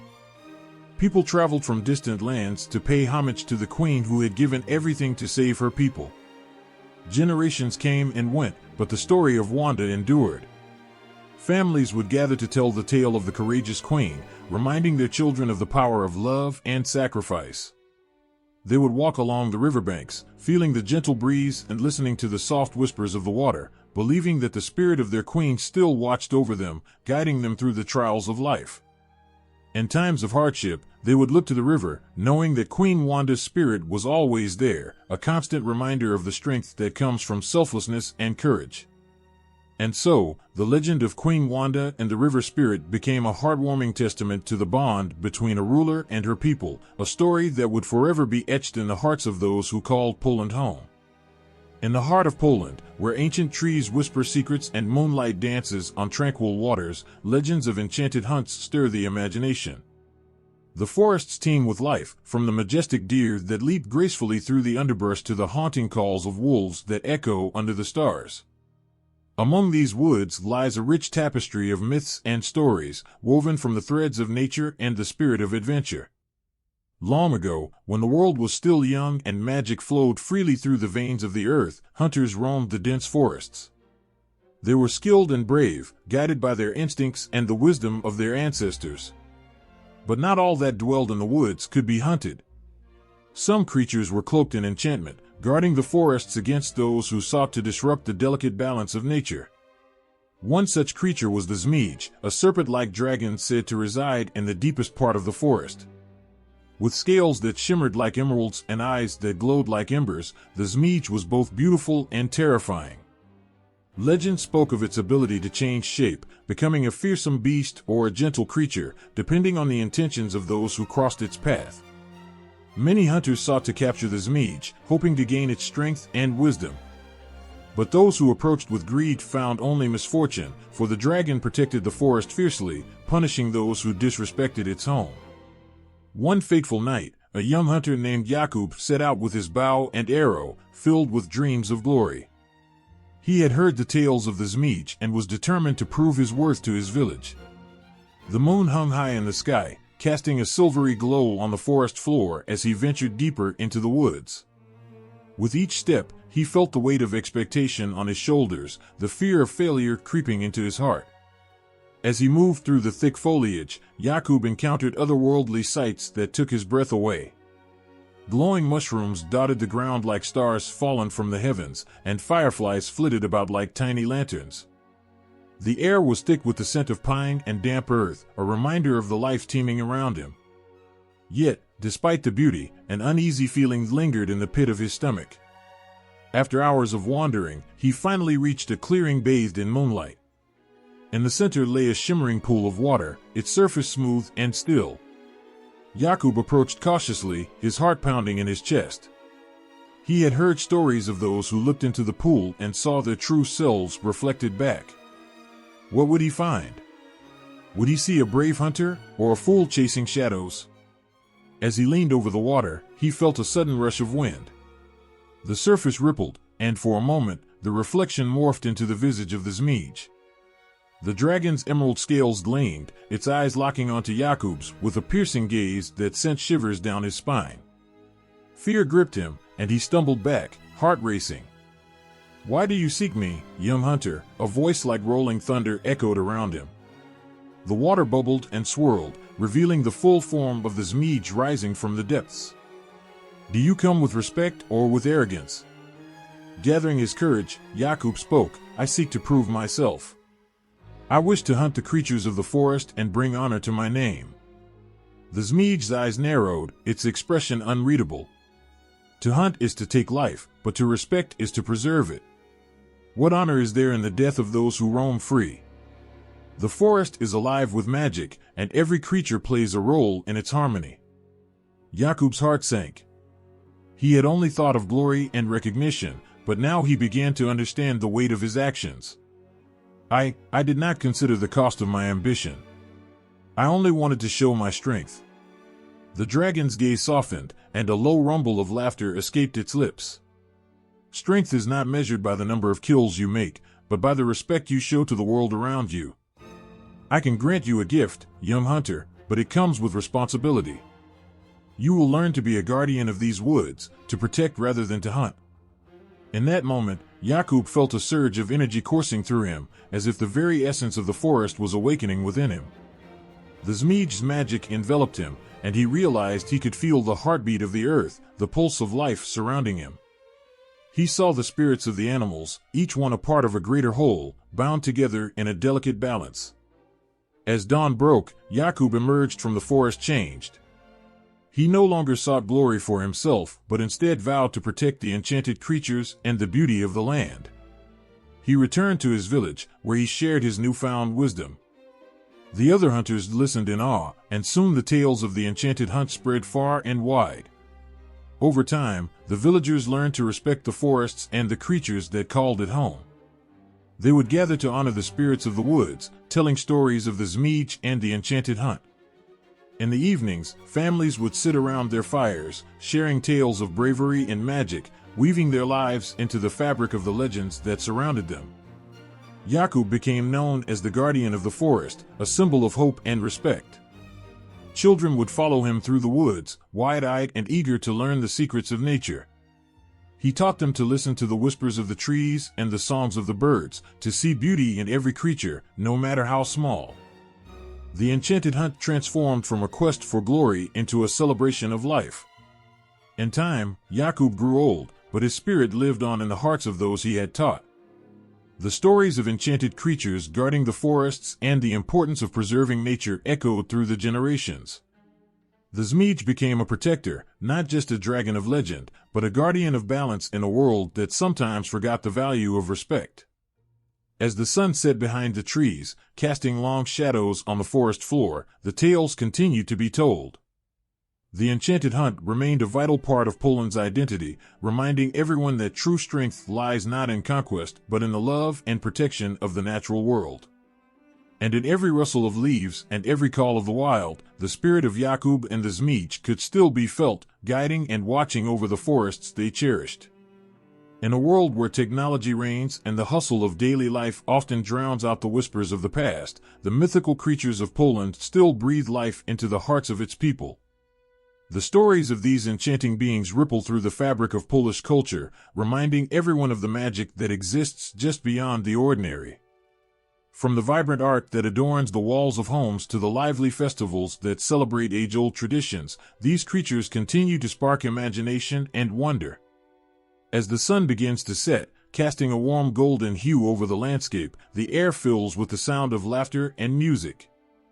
It's during these twilight hours that children gather around their grandparents, eyes wide with anticipation. With a twinkle in their eyes, the elders share tales of the Smok, the shape-shifting dragon, and the beautiful Wila, a fairy with the power to control nature. Each story weaves a thread of connection, binding generations together as they share in the wonder of their heritage. These stories are more than just entertainment. They are the heartbeat of Polish culture, echoing the values of respect for nature and the importance of community.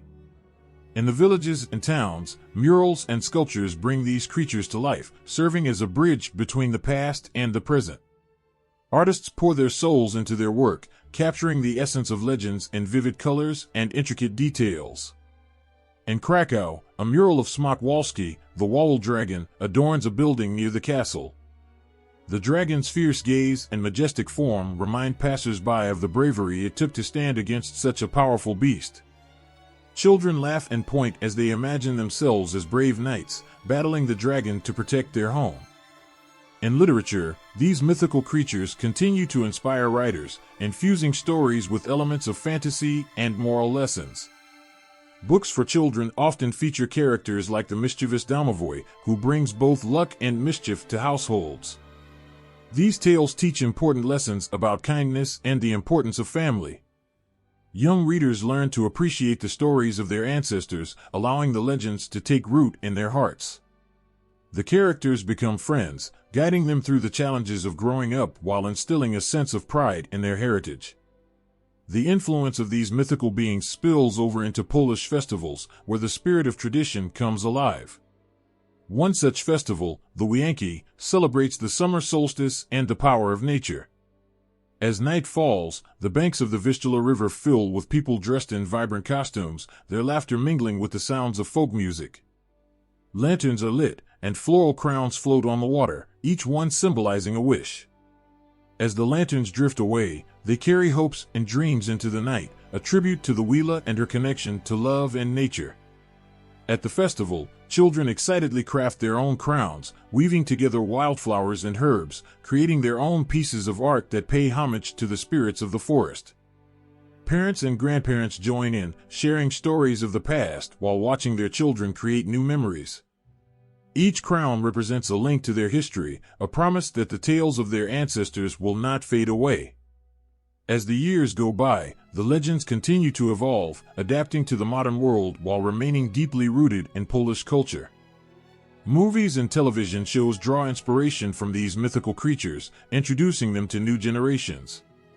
The mesmerizing tale of Lamia, the child-eating witch, transforms into a cautionary story for kids, reminding them to be careful and respectful of the unknown. Animated films bring the enchanting world of the Zalwik to life, depicting its role as a protector of rivers and wells. With each retelling, the magic of these creatures grows, capturing the imaginations of young and old alike. In the bustling cities, cafes and bookstores proudly display artwork inspired by these legends. Coffee shops become gathering places where friends reminisce over steaming mugs, sharing their favorite childhood tales. Book clubs dive into discussions about the latest novels inspired by the mythical beings of Poland, exploring themes of love, loss, and the beauty of nature. The stories not only entertain but also spark conversations about the importance of preserving the environment, echoing the values that these legends represent. As the seasons change, the mythical creatures are celebrated in various ways. In autumn, the haunting tales of the Wilkolak, the werewolf, come to life around crackling bonfires. Friends gather to share stories under the stars, their breath visible in the chilly air as they recite legends that make their hearts race. The thrill of the unknown brings them closer together, creating bonds that last a lifetime. Even during the winter months, the spirit of these creatures lingers in the air. As families gather for Christmas, they share stories of the planetnik, the cloud spirit, who controls the weather and brings the snow. Children excitedly await the first snowfall, imagining the planetnik dancing in the clouds, sprinkling magic over the earth. The warmth of family and the comfort of tradition wrap around them like a cozy blanket, reminding them that these tales are an integral part of their identity.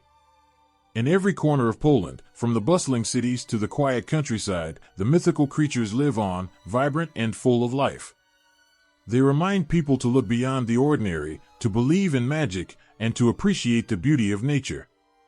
Through art, literature, and festivals, these beings continue to inspire, weaving their way into the hearts of those who cherish the stories of their ancestors.